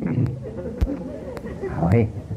Mais il y a de la poésie quand même à travers Oui, tout ça. c'est Hein. beau. Il y a de la poésie sublime. Oui. Mais le danger, c'est toujours dans la manipulation des textes sacrés, Oui, comme oui. le Les Coran. sutras sont. Et il y a Sutras, bien des ouais. commentaires sur les sutras. Ouais. On épure tout ça de toutes les commentaires plus ou moins oiseux qu'on a faits. Hein. Mais c'est précieux. Il y a le Kama Sutra aussi. Oh, yo, yo. Oh, le Kama Sutra, je crois bien. Ah oui. Là, le grand vulnérable, là. Ah oui. Le vénérable devient vénérable. Hein. Ouais. Kama Sutra sont des techniques, Oui, non pas érotique. d'ésotérisme, mais Non. d'érotisme Érotique, définitivement. Ah oui, ah oui. des hindous. Puis les poèmes hindous, aussi beaucoup de poèmes hindous. On prend par exemple, je pense au Khayyam. Oui. Omar Khayyam. oui. Hein? C'est un beau poème, Ah oui. ça. Oui. Alors, c'est poétique aussi. Hein? Et on retrouve finalement dans toutes les grandes religions, les mêmes grands principes. Toujours, à toujours. la Oui, source, toujours, oui. la même trinité qui Oui. porte différents Oui. noms partout. ouais. Ah oui. Éveille-toi que le soleil dans le bleu de la nuit vient de lancer la pierre et l'astre nocturne s'enfuit. Hein? Ah oui, c'est beau ça. Ok, alors on va continuer notre affaire ici. Alors, on était arrêté ici. À ce niveau, il est bon que nous n'indiquions au moins un des principaux objectifs de notre existence sur cette terre. Il s'agit de coordonner toutes les fonctions de la vie humaine, individuellement et collectivement, pour en faire un tout harmonieux, indivisible et indestructible. Le problème consiste à transmuer des spécialisations individuelles, puisqu'elles ont été accomplies désormais par l'effort personnel, en une force raciale collective qui doit être également partagée entre tous. Nous avons atteint ce point dans l'histoire du monde où la philosophie séparative de l'individu doit se fondre dans la philosophie collectiviste de la race. L'unique solution à la crise mondiale consiste à renverser la vieille tendance à l'expression individuelle et insister de manière concertée et sincère sur la réalisation de groupes. La socialisation est le procédé par lequel des individus sont unis en contact les uns avec les autres pour exprimer un certain bien commun. Des individus qui s'associent avec d'autres dans le seul but de poursuivre leurs propres intérêts égoïstes ne sont pas des individus à sens communautaire à proprement parler. Le sens social est l'art de se dévouer au bien-être de la société. Lorsque ce sens social est associé à la culture, il s'agit véritablement d'un art par lequel la manière du contact devient aussi importante que le désir de coopérer. Par exemple, il est ordinairement mal vu qu'un membre du corps législatif émette des réflexions sur les motifs d'un autre membre du même groupe. De la même manière, ne devrait-il pas être inconvénient qu'un membre de sa société en critique un autre parce qu'il s'est trompé en quelque chose? Une partie quelconque qui décourage, renie ou élimine les fonctions d'une autre partie détruit le mécanisme entier. Ceci s'applique à la société aussi bien qu'au corps humain. La question ne consiste pas à savoir quoi faire avec la personnalité qui s'est trompée, mais quoi faire avec le groupe qui a permis que l'échec se manifeste. Justement, alors c'est d'éviter que l'anarchie s'insinue dans un certain groupe, hein? Parce que le moindre noyau devient pernicieux. Hein? Un groupe, une race, la société elle-même, tous échouent en proportion de l'échec de leurs éléments constituants. Ils ne peuvent réussir que dans la mesure de la réussite individuelle de leurs éléments constituants. La socialisation de l'humanité n'est rien d'autre que la transmutation des sentiments humains, la transmutation de la froide indifférence envers le bien-être des autres, en une amitié chaleureuse et une attention aimante pour la santé, le bonheur et la prospérité de tous. Ça, c'est la loi dans toute son intégrité. Mais pour tous, oui. dans le monde moderne, il est devenu évident que la socialisation de l'humanité se développe selon deux lignes parallèles grâce à deux formules complémentaires. Cette formule qui motive les peuples de l'Orient et dont l'origine est perçue dans le concept chrétien de bien commun, tel qu'il fut vécu par les disciples et les apôtres du Christ durant les premiers siècles de notre ère, et qui s'énonce en ces termes simples et connus: chacun selon ses capacités, pour chacun selon ses besoins. C'est le communisme intégral. C'est une vue communautaire, mais idéalisée. Cette formule, qui guide les Occidentaux et qui prend son origine à la même source chrétienne, se trouve résumée dans cette simple affirmation: la réussite d'un seul est la réussite de tous. Ces deux formules, essentiellement, constituent le fondement de deux idéologies qui combattent dans le mental des hommes. Mais leurs principes ne sont pas contradictoires, pas plus que ne sont opposés leurs prémices ou leurs conclusions. Il est possible d'accepter simultanément les deux principes sans être inconsistant, et de ce fait de considérer le christianisme opératif sous deux aspects égaux, l'un centré sur l'individu, l'autre sur le groupe. C'est intéressant, ça, on a toujours tendance à vouloir être ou collectif ou individualiste. Oui, justement. Hein? Alors là, vous faites une fusion de la partie avec le tout. Quel que soit le nom que l'on donne à ces idéologies, cela ne fait aucune différence. Le fait est que l'idéal de la société pour chaque individu consiste à fusionner sa fonction particulière ou son habileté spécifique dans un amalgame social dont l'objectif consiste à réaliser non un mélange de personnalités indépendantes formées d'entités autonomes, mais une fusion de personnes ayant des intérêts communs, et donc le but suprême est de développer la volonté du tout.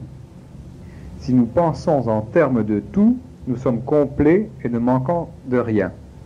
Mais si nous pensons en termes de partie, nous sommes incomplets, imparfaits et manquons de tout ce que ne contient pas la partie. Alors c'est l'intégration absolue. Ouais. Intégrer, c'est être invulnérable. Là, c'est là que le terme s'applique dans toute sa précision. Ouais. Vous êtes membre d'une société, la race humaine.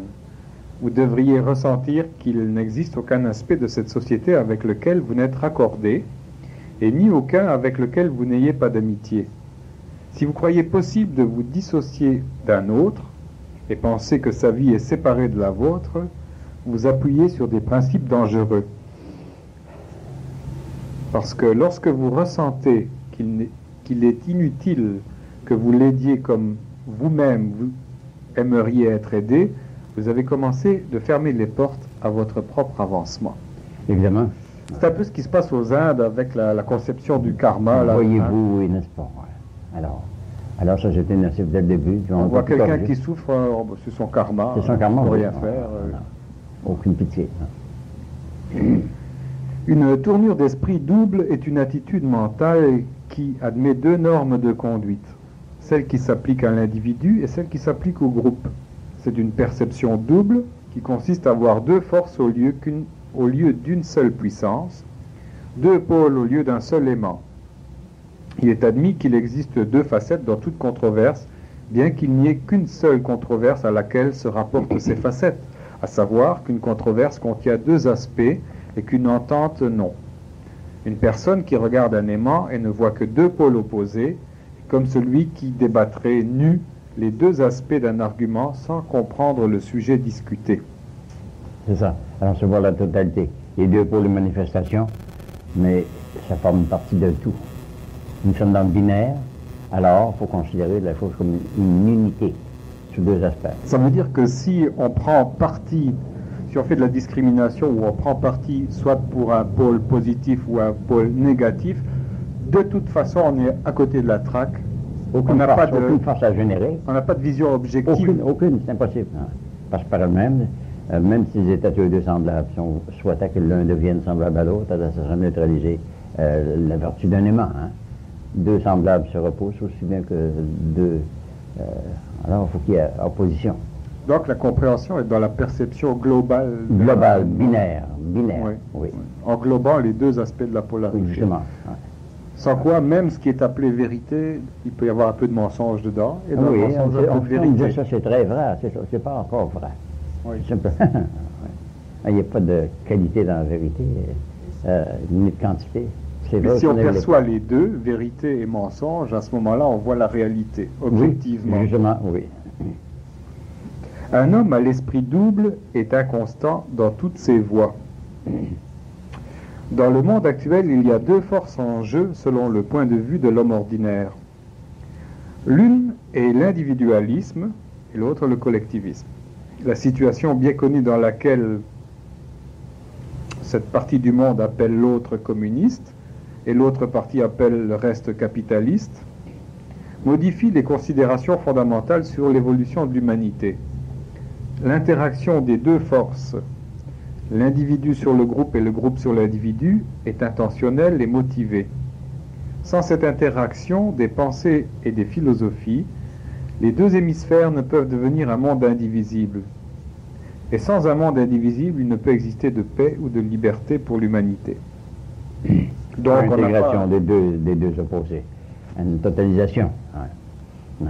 Mais est-ce que ça veut dire qu'on n'a pas à primer plus le capitalisme que le communisme? Les deux ont eu leur tort, d'accord, mais ils ont eu leur bien aussi. Hein?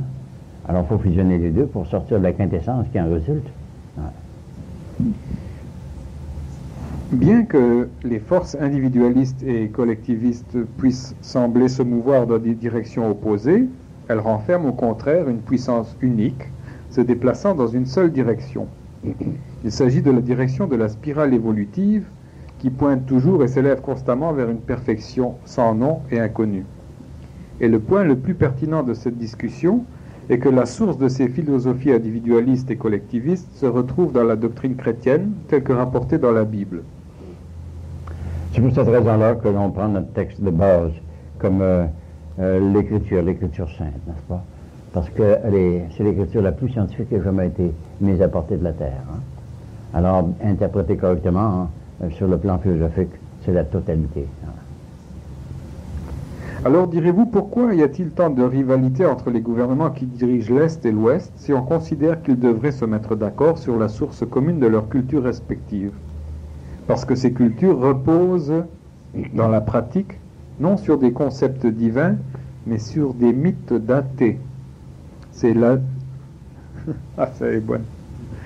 c'est l'athlétisme du communisme et l'athlétisme du capitalisme. Oui, deux adversaires, deux antagonistes. Est-ce que c'est voulu, ça? Parce que là, on parlait d'athéisme, puis là, on arrive avec l'athlétisme du communisme. On peut l'accepter. Oui. C'est un jeu de mots, mais c'est acceptable. Je pense que c'est l'athéisme du communisme. Oui, oui, justement, oui. Mais on s'en prend la tête, on peut faire... oui, ça plaît. Donc, ces deux athéismes respectifs, là, qui éveillent les pires émotions chez les humains, la haine, la convoitise, la peur et la vengeance. Oui. Cette attitude conduit le monde vers le précipice du désastre universel. Il va de soi que ni Dieu et ses lois divines n'étaient pas si férocement repoussés par l'action des communistes et des capitalistes sous leurs formes actuelles, il n'y aurait pas cette crise épouvantable en cette heure fatidique. Les peuples des blocs de l'Est et de l'Ouest sont tous deux reliés par leur mauvaise compréhension de leur véritable destinée. Cela ne fait pas grand bien lorsqu'une partie critique l'autre pour ses problèmes et ses imperfections, qui ne sont que les résultats de leur création personnelle. C'est la même chose dans un couple. Ah oui, mais oui, c'est toujours ça. Maintenant, une note au sujet de ça, c'est les petits gentils fétistes, mais athéistes, parce que je veux corriger ça. Mon intention n'était pas de faire un jeu de mots. Ah ben. Mais ça s'appelait deux antagonismes. Alors, ces difficultés et ces défaillances ne pourront être résolues que par les individus eux-mêmes, à partir du moment où ils identifieront l'origine réelle de leur mode de vie respectif à une source unique et commune, un divin commencement. Donc, c'est très important, l'identification. Oh oui, oui, l'id. Ouais. Puis c'est un peu ça le problème qu'on voit dans les couples, c'est parce qu'il n'y a pas d'identification, il n'y a pas de but commun, finalement. Non, il n'y a pas eu de fusion. Ouais. Ouais. Alors, ils visaient l'unicité. Chacun des deux partenaires a raison, il maintient son point. Une homme unique dans deux corps, dans deux mains. On parlait comme une volition dans les deux mains qui vise la même préhension. Ouais. Alors qu'on devrait plutôt penser en fonction de l'autre, du bien-être de l'autre. Oui, le bien-être de l'autre, puis là, c'est le bien-être commun. Ouais. Alors, les deux mains ne sont pas en antagonistes, quoique sont positivement différentes. Hein? Ouais. Le communisme et le capitalisme véritable tirent leurs origines des racines profondes de la doctrine et de la pratique du christianisme. Oui. Mais Marx est un bon chrétien. C'est un bon chrétien, Marx. Mais enfin, il a dévié. et Il Jésus est devenu était un crétin. bon communiste. Un bon communiste, il n'y a pas d'erreur. Alors là, il est devenu crétin. L'autre est resté chrétien.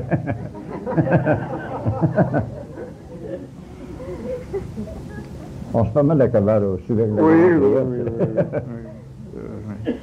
Mais avant que le monde puisse jamais connaître la paix et la liberté pour laquelle elle combat désespérément, il faut que soit reconnue la loi divine et universelle comme seul fondement d'un bien-être humain universel. Jusqu'à ce que cette reconnaissance soit effective, tous ceux qui...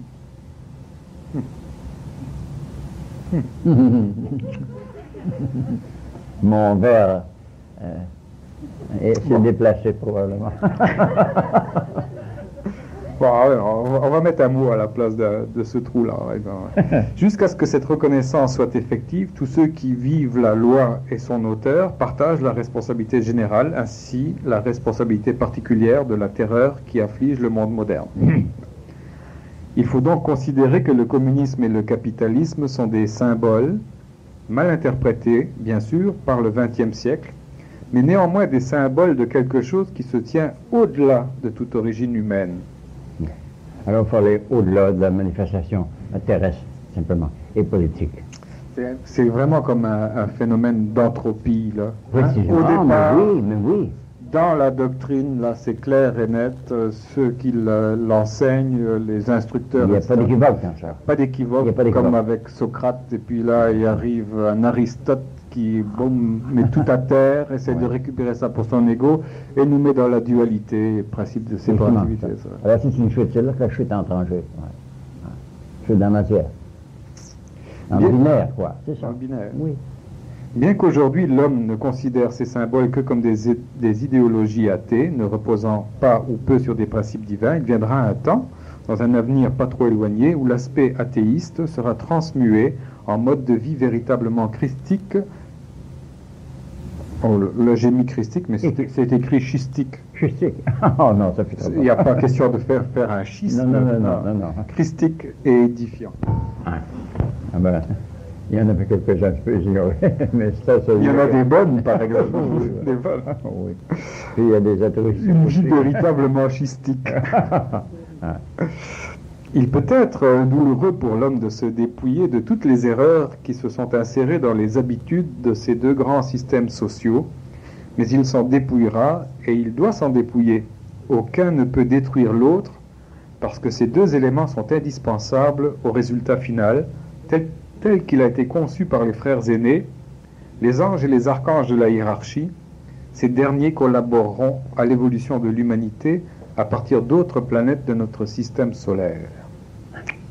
Alors, ce royaume des cieux, le système solaire, notre galaxie, ce petit noyau de la galaxie, on leur a donné des noms spécifiques, une nomenclature qui est indispensable, mais ce sont des êtres tout comme nous, qui sont simplement plus évolués, qui nous ont précédés. Et il faut les acter comme réels, comme des êtres véritables. C'est un ange, un archange, c'est un séraphin, Oui. un séraphin, un chérubin, Oui. mais c'est un être qui atteint la hiérarchie. Ce serait souhaitable de pouvoir redéfinir ces Ces formes évolutives, là aussi, Justement. ces termes, Oui. dans des termes On parle du plus- du maître, Oui. pas comme on différent le postulant, le compagnon, l'adepte, mais c'est les mêmes nomenclatures, simplement. Ouais. Mais Ça- ça nous induit en erreur si on dit que c'est un ange, c'est un archange, quelle sorte d'individu que c'est peut-être. C'est simplement des êtres plus évolués. Des dans la consciences hiérarchie. plus évoluées. Oui. Ouais. Qui ont plus de responsabilité. Mais ce sont des forces également. Mais si on les personnalise, là, on s'enduit en erreur. Hein. Ne laissez pas ce nouveau point de vue vous troubler.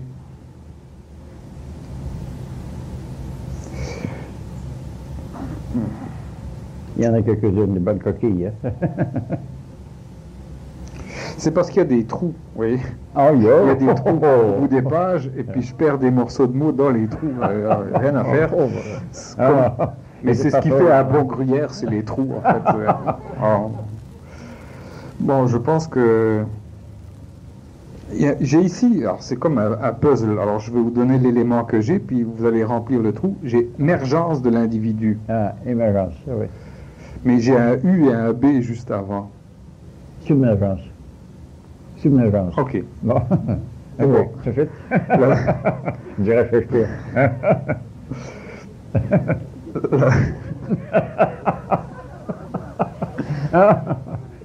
la submergence de l'individu, dont la fonction est perdue dans la société, est aussi négative que n'importe quelle dépréciation de la race, dont la coordination générale est perdue pour l'individu.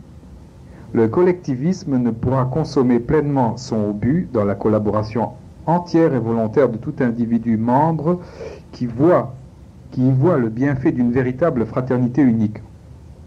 Le compagnonnage humain. Ah là, oui. Ben, c'est le point équidistant, hein, à partir du premier postulat. Ouais. Alors, Le quand cet compagnonnage. état a été atteint, là, il y a l'harmonie totale. Puis, on peut atteindre la maîtrise par la suite. Il faut forcément passer par l'harmonisation avec tous les autres éléments de la race. Hein.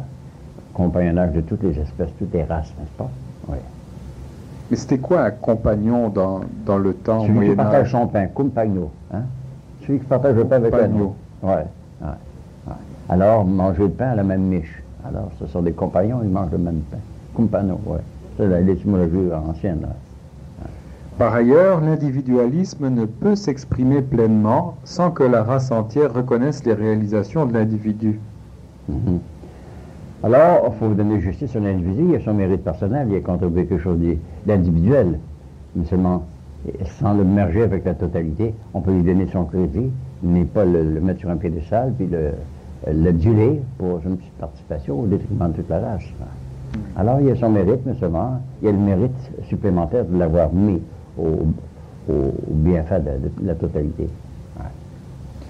Tel est le test suprême auquel sont soumis les individus de l'époque moderne. Envisager la civilisation comme une organisation mondiale unique, dont les différentes nations sont les organes fonctionnels d'un corps planétaire unifié. Si les savants masotériques... expliquez-moi donc un peu masotérique. La version masotérique, la première version de la Bible. Ouais. La version cananéenne. Ouais. On parle de la Bible masotérique, c'est la Bible cananéenne, proprement dit, la première qui est sortie après Moïse. Esdras, c'est Esdras qui est la majorité. Ouais. Si les savants masotériques se trouvaient avec nous aujourd'hui, ils auraient pu nous donner cette interprétation de la Genèse. À partir de l'essence éternelle de la civilisation, le principe double forma le double monde. Alors je répète, à partir de l'essence éternelle, entre parenthèses, ici on spécifie de la civilisation, le principe double forma le double monde. Oui. Et quel est ce principe? C'est le principe de l'individualisme remplissant les objectifs du collectivisme. Oui. C'est le principe de l'individu qui oriente sa vie dans une entreprise grandiose, collective et coopérative, sans laquelle son amour pour l'homme ne peut connaître d'expression adéquate ou dynamique. Alors chacun à la mesure de sa capacité et de son désir de se transcender. Alors c'est se fusionner avec la totalité pour magnifier notre ego. Si on insiste tant sur le collectivisme ici, est-ce que ce ne serait pas dans le sens que ce n'est seulement que la collectivité qui peut transcender le temps, traverser la durée? Et justement, oui, parce que l'homme n'a pas il n'est pas sujet à la temporalité comme entité, comme individu, oui. C'est comme des fractions de temps, des périodes. Hein? Comme les électrons, les unités de lumière, les photons, quoi, font partie d'un flot d'énergie qui est l'électricité proprement dite. Les individus de ce monde double sont comme des atomes qui composent certains organes planétaires appelés nations, ayant chacune une fonction spécifique et bien définie à remplir. Chacun de ces organes a sa tâche, et cette tâche consiste à distinguer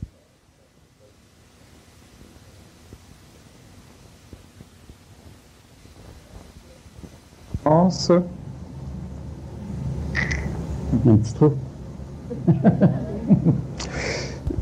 à distiller l'essence de ces expériences raciales pour en extraire un sublimé qui assurera la continuation d'une civilisation mondiale et bipolaire. En bref, une culture globale dans laquelle tout être humain quelle que soit sa couleur ou sa croyance, aura sa place d'honneur et de responsabilité. Dans le discours de saint Paul énoncé sur la colline de Mars à Athènes, il est dit que Dieu est l'auteur du monde et de toutes choses établies ici-bas. Et c'est pour cela qu'il a déterminé le temps et le lien de leur naissance, ainsi que l'étendue de leur juridiction.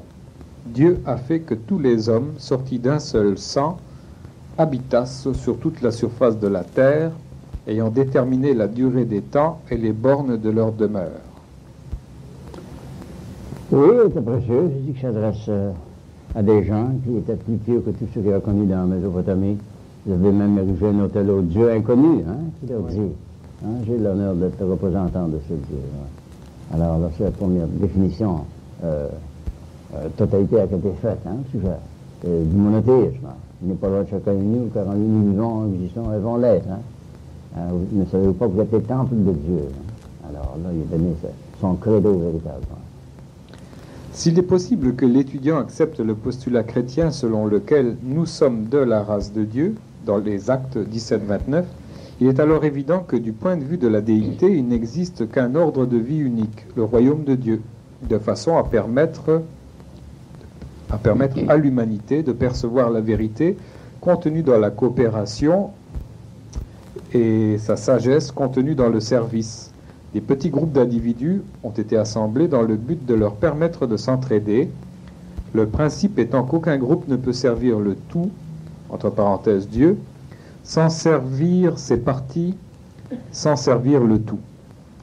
En fait, nous devons apprendre que servir un seul signifie servir tous, et que ne pas servir un tel revient à ne servir aucun. C'est bien précis, ça. Alors, il n'y a pas de distinction dans le service.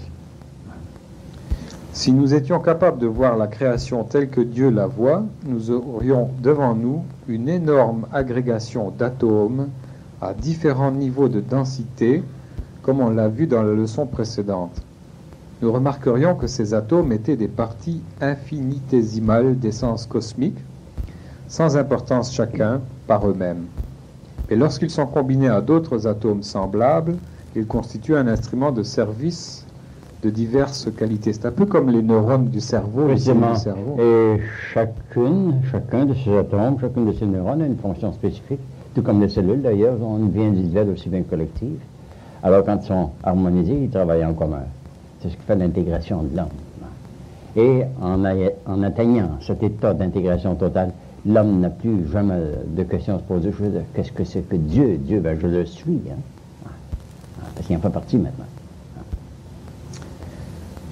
Nous comprendrions que le but de la création est de coordonner ou de rassembler ces atomes d'une manière telle que chacun puisse arriver à reconnaître, par la conscience individuelle, qu'il était inséparable du tout et qu'il était véritablement ce tout à cause de son identité parfaite avec lui. Justement. Alors, ça, c'est le but ultime de la réalisation de soi. Reconnaître son identité avec le grand tout. Et c'est se magnifier automatiquement. C'est la grande libération. Ça, c'est la quête absolue du soi. Ce n'est pas ni toi ni moi, c'est le soi. Oui, un atome acquiert la conscience de l'unité dans le tout et du tout dans l'unité, équivaudrait à atteindre l'état divin. Si nous étions capables de voir le royaume de Dieu tel que le Maître le voit du niveau où il se trouve, nous verrions une grande foule d'individus ayant atteint divers degrés d'évolution. Il apparaîtrait clairement qu'aucun de ces individus limités n'ont de véritable importance par eux-mêmes, mais lorsqu'ils se regroupent entre eux, ils font preuve d'une impressionnante capacité pour accomplir de grandes choses. Il deviendrait également évident que le but de leur existence consiste à coordonner leurs opérations pour les fondre en un tout fonctionnel, de façon à ce qu'ils puissent voir dans leur fonction personnelle le fonctionnement entier du mécanisme complet. Bon, alors c'est une belle formulation de toute la philosophie de l'altruisme intégral. Hein? On est donc plus vous servez, des unités de conscience mis ensemble. Plus le nombre de ceux que vous servez se multiplie, plus vous agrandissez proportionnellement au service que vous rendez. Alors ça, c'est le choc en retour. Un choc bien Réciproquement, plus la conscience s'agrandit également. S'agrandit, oui. Ça devient planétaire, conscience planétaire, au lieu d'être paroissiale. Ouais. En vérité, l'humanité englobe un monde unique. Ce monde unique a été créé par un Dieu unique et il est orienté vers un objectif unique, la perfection de l'homme et de sa civilisation. Le monde présente l'apparence de la division simplement parce qu'on a appris aux gens à croire au mythe du nous et du eux. Justement. Le soi et le non-soi. Alors qu'il n'y a pas de ligne de démarcation entre les deux. L'un est la réflexion de l'autre. Et selon notre capacité de vision, plus la réflexion est distante. Il est dit dans Luc ici, est-il censé de croire que le monde se trouve à l'intérieur de nous, que nous n'en sommes pas une partie, mais la totalité?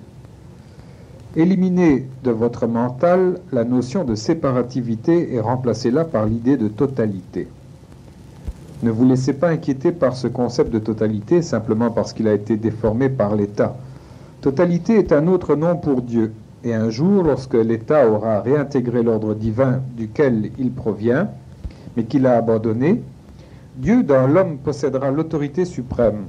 C'est la doctrine ésotérique de la foi chrétienne, et elle explique la raison fondamentale pour laquelle l'État, par lui-même, ne peut pas accomplir le changement qui le libérerait de son autorité mondaine. Le nom, ce nom ancien que l'on appelait l'entopan, le tout, hein. C'est ça que la totalité de ce qui existe, c'est un autre terme pour Dieu. Hein.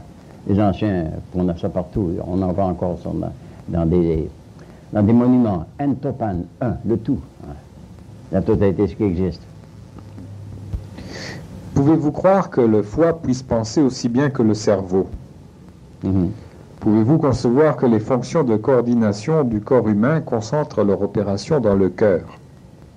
Si chaque fonction du corps humain est une spécialisation des fonctions complètes qui maintiennent la vie dans l'ensemble du mécanisme, et il est difficile d'en douter, alors il deviendra tout aussi évident que la fonction de chaque individu dans une société organisée consiste à individualiser la fonction globale qui assure la continuité de la civilisation.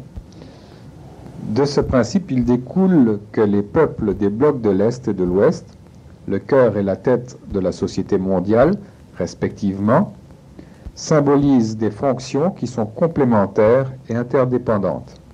La caractéristique dominante chez l'un constitue l'élément minimal chez l'autre. Oui. Alors c'est l'équilibre des deux parties, la filiation des contraires. Alors le cœur et l'esprit doivent se fusionner pour faire un tout compréhensif. C'est encore une fois comme dans le couple. Oui. La tête et le cœur. Oui. Le rouge et le noir, le Stendhal. Stendhal, là, oui.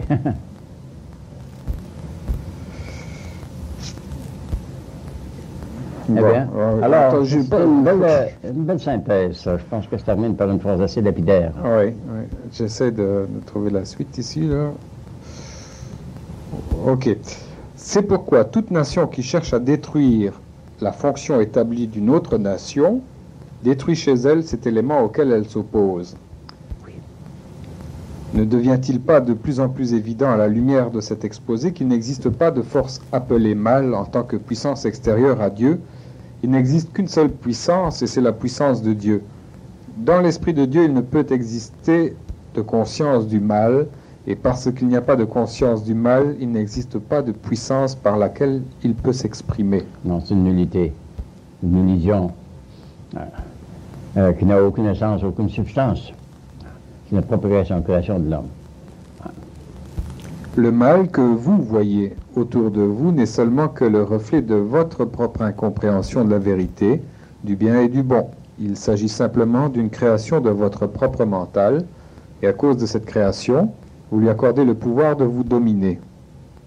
C'est fort, ça? Oui. J'aime répéter cette phrase, ce n'est pas de moi, mais que le mal, en réalité, ce n'est que le bien qui violente son chemin à travers les obstacles à sa réalisation. On veut l'imposer, hein? Imposer le bien, même si ça fait mal à celui auquel on veut l'inculquer. Alors, c'est une méthode indirecte. De gré ou de force? Oui. Le pouvoir que possède le mal est le pouvoir que vous lui avez donné. Il n'a pas d'autre source. Si Dieu est tout dans tout, le grand tout, quel serait le but de Dieu que de s'opposer à lui-même? Puisque Dieu est tout, et la Bible confirme simplement ce postulat, toute opposition qu'il est concevable d'imaginer devrait s'être autogénérée, ce qui est une idée inconcevable et irrationnelle à la lumière de la mécanique céleste. Cependant, il est concevable que des individus non conscients de Dieu dans les affaires humaines combattent entre eux sans rendre compte de ce qu'il faut. En conscientisant le mal, ils accorderaient ainsi du pouvoir à une erreur qu'ils ont eux-mêmes engendrée. Étant donné que l'erreur agit conformément à sa nature propre, à savoir la destruction, la puissance ainsi libérée et la destruction est réciproque. Elle réagit sur son créateur avec la même force qu'elle avait au moment où elle servait à combattre l'hypothétique ennemi. C'est la loi du choc en retour, telle qu'on l'a décrit par la loi de Newton, n'est-ce pas? Vous n'avez pas d'ennemis, hormis ceux que vous avez vous-même créés dans votre pensée et vos actes. Ces soi-disant ennemis n'ont aucune puissance sur vous, à part celle que vous leur avez donnée. Pour qu'il existe une opposition, il faut qu'il y ait une autorisation de l'autre partie. L'opposition doit être reconnue. Pour éviter de reconnaître l'opposition, vous devez être amical. Tournez l'autre joue pour humilier l'adversaire. Oui, c'est une meilleure défense. Retenez ceci. Tout et aussi longtemps que vous reconnaissez un ennemi, vous en avez un. Dès que vous aimez vos ennemis comme vous aimez vos amis, vous avez saisi le principe de la protection individuelle, telle qu'elle est révélée par le message chrétien.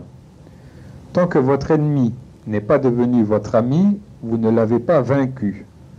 En tant que vous ne l'avez pas vaincu, vous n'êtes pas passé maître de vous-même. C'est une belle phrase, ça. Vaincre l'ennemi, c'est se vaincre soi-même. Le convertir en un ennemi. Ça, c'est la victoire, par excellence. Pour vous, l'attitude idéale consiste à considérer chaque individu dans le monde comme vous-même. Si vous vous aimez, vous l'aimerez aussi. Faire le bien, c'est recevoir le bien. Si les 3 prochaines leçons qui se rapportent à l'aspect social remplissent leur fonction, vous connaîtrez la réponse à la crise mondiale. Également, vous découvrirez la solution à votre problème personnel de façon à éviter les effets destructeurs d'une constante controverse. Le but de cette série sur l'aspect social est de vous conduire à la porte du nouvel ordre des âges en vous enseignant les fondements de l'unité tels qu'ils s'appliquent à l'État et à l'Église, à la science et à la religion, à l'individualisme et au collectivisme, au corps et à l'âme, sujet de cette leçon. Telle est l'orchestration cosmique de l'humanité, chaque individu réalisant son potentiel maximum en tant que membre de la nouvelle humanité théochristique. Chaque individu, en tant qu'instrument de Dieu, connaîtra la fusion parfaite de sa propre mélodie dans l'harmonie divine.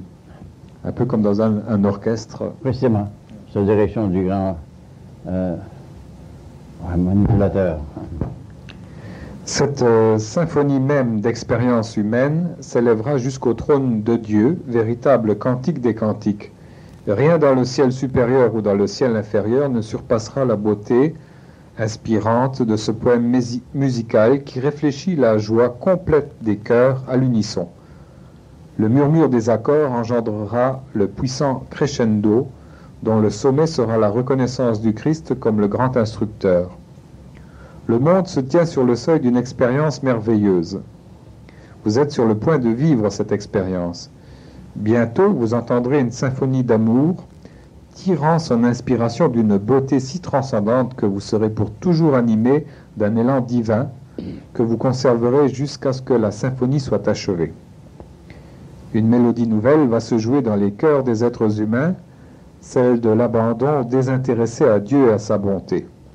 Et dans cet abandon divin, une réalisation bien plus grande que toutes les conquêtes de toutes les armées qui ont jamais combattu pour quelque gloire humaine, tous les hommes rejoindront un jour le psalmiste dans ce refrain grandiose.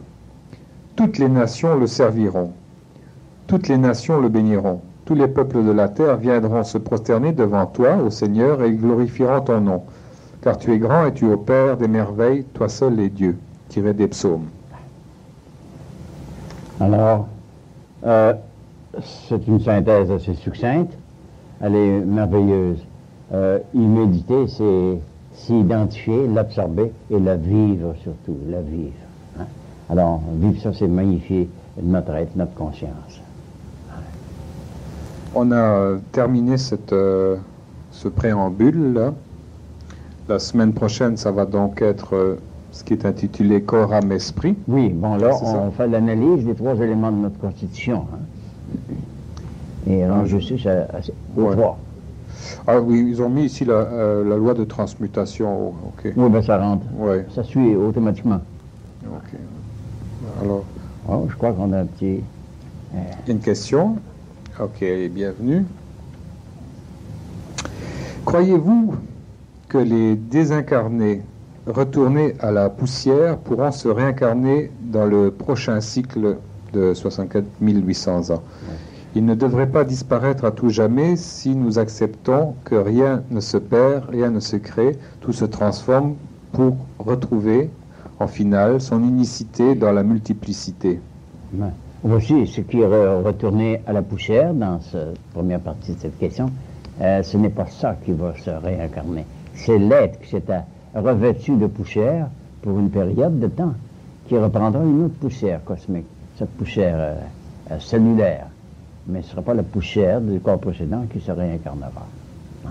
Ce sera l'ego qui revêtira un autre véhicule, plus approprié à son évolution. Ouais. Alors la réincarnation, ce n'est pas la reprise du même corps, c'est endosser un corps différent, investi de propriétés différentes. Parce que la période d'épuration du dévacant, la période entre les 2 incarnations, aura purifié l'ego et la matière qu'il réincarnera ne sera pas la même matière du tout. Ah. Pas du tout la même matière. Comme le poète le dit, le corps né de la peau est rendu et l'âme retourne au ciel dont elle est descendue. Mais quand elle retombe, ce n'est pas la même poussière qu'elle reprend. Ah. Elle sera absorbée par la nature. Hein. Il y a une question ici, on vous demande quel est à votre avis le délai usuel de réincarnation physique? Ça peut varier de 40 heures à 40 ans selon l'accumulation de matière physique que le médiateur plastique a accumulé. Ça peut se faire en dedans de 40 heures. 40 heures. On a vu ça aux Indes dernièrement. 40 heures d'épuration pour renaître presque dans la même période de Mais temps. il faut à ce moment-là que l'être meure avec une certaine conscience. Ah oui, il faut être conscient de ce qui se passe, ah oui. Ah oui. Alors, c'est une science de mourir, c'est une science de vivre aussi, mais c'est une science de mourir. Est-ce Ah qu'on oui. peut dire que le Christ, par exemple, est mort d'une mort blanche, d'une mort Disons, différente? mort blanche, le terme est beau, il est acceptable, oui. Oui, la mort blanche. Il savait qu'il était capable de reconstituer son Ce corps. temple, je le reconstituerai dans 3 jours. Je ne parle de son temple, du corps comme de son temple. Hein. Je peux le détruire, le reconstituer dans 3 jours. C'est ça qui fait allusion, n'est-ce pas? Ouais. Alors, 3 jours, ça se fait, ça. Ah oui. Oh oui. Bien des textes hindous mentionnent ça. La reconstitution de l'ego dans une période de temps presque imperceptible. Ouais. Oui, alors ce qui se réincarne, ce n'est pas la même chair, ce n'est pas la même poussière. Elle retourne à la terre, elle est absorbée par les règnes végétales, les exhalaisons. Mais l'ego véritable demeure, puis ça agrégage autres entités vitales pour former un autre corps. La semaine prochaine, là, donc, dans ce chapitre intitulé Corps, âme, esprit, là, On traitera précisément de ça dans C'est- ça, oui. c'est Parce ça que qu'on va traiter. cette question-là a été bien suggérée parce qu'elle s'imposait. ok. Est-ce que vous pouvez m'en donner juste un petit mot? Il nous reste 1 minute. Oui. Pour terminer. Alors, Un voici. petit peu de... Alors, un peu plus tard, nous parlerons de ce sujet qui a été bien débattu, de la réincarnation. Dans quelles conditions la réincarnation se poursuit-elle après la période de repos cosmique et qui est nécessaire pour mettre l'ordre, pour mettre la table, rendre l'ardoise vierge. Alors, il y a des conditions qui s'imposent. Mais on peut surveiller les péripéties de ce voyage extra-mortem, hein, post-mortem. Alors, on peut dire, je suis maintenant prêt à subir l'influence d'un couple qui m'attire. Hein. deux champs magnétiques qui sont en fusion vont attirer une onde en vie d'incarnation. Alors, là, si les conditions sont favorables, puis que l'environnement se prête bien au cheminement de l'individu, l'âme s'incarnera dans ce champ magnétique qui aura été produit par le participant. Alors ça, ces conditions-là qu'on étudiera dans le traité qui parle de la réincarnation, du processus et du cheminement de la réincarnation. Parce que c'est fait scientifiquement. Pas comme le cheminement de la conception aller jusqu'à la gestation. Alors, OK. On vous remercie beaucoup, Alexandre Lachance. c'est moi à te remercier, mon bon. C'est moi à te remercier. Merci. Je vous remercie, vous aussi, de la bonne attention que vous m'accordez et de la courtoisie que vous manifestez à tout moment. On se verra. C'est une voie croissante. Oui, on a le temps encore de prendre un petit café, là, Ouais. jusqu'à 11h. Très bien. OK. Docteur. Merci beaucoup de votre attention aussi. Merci. Merci.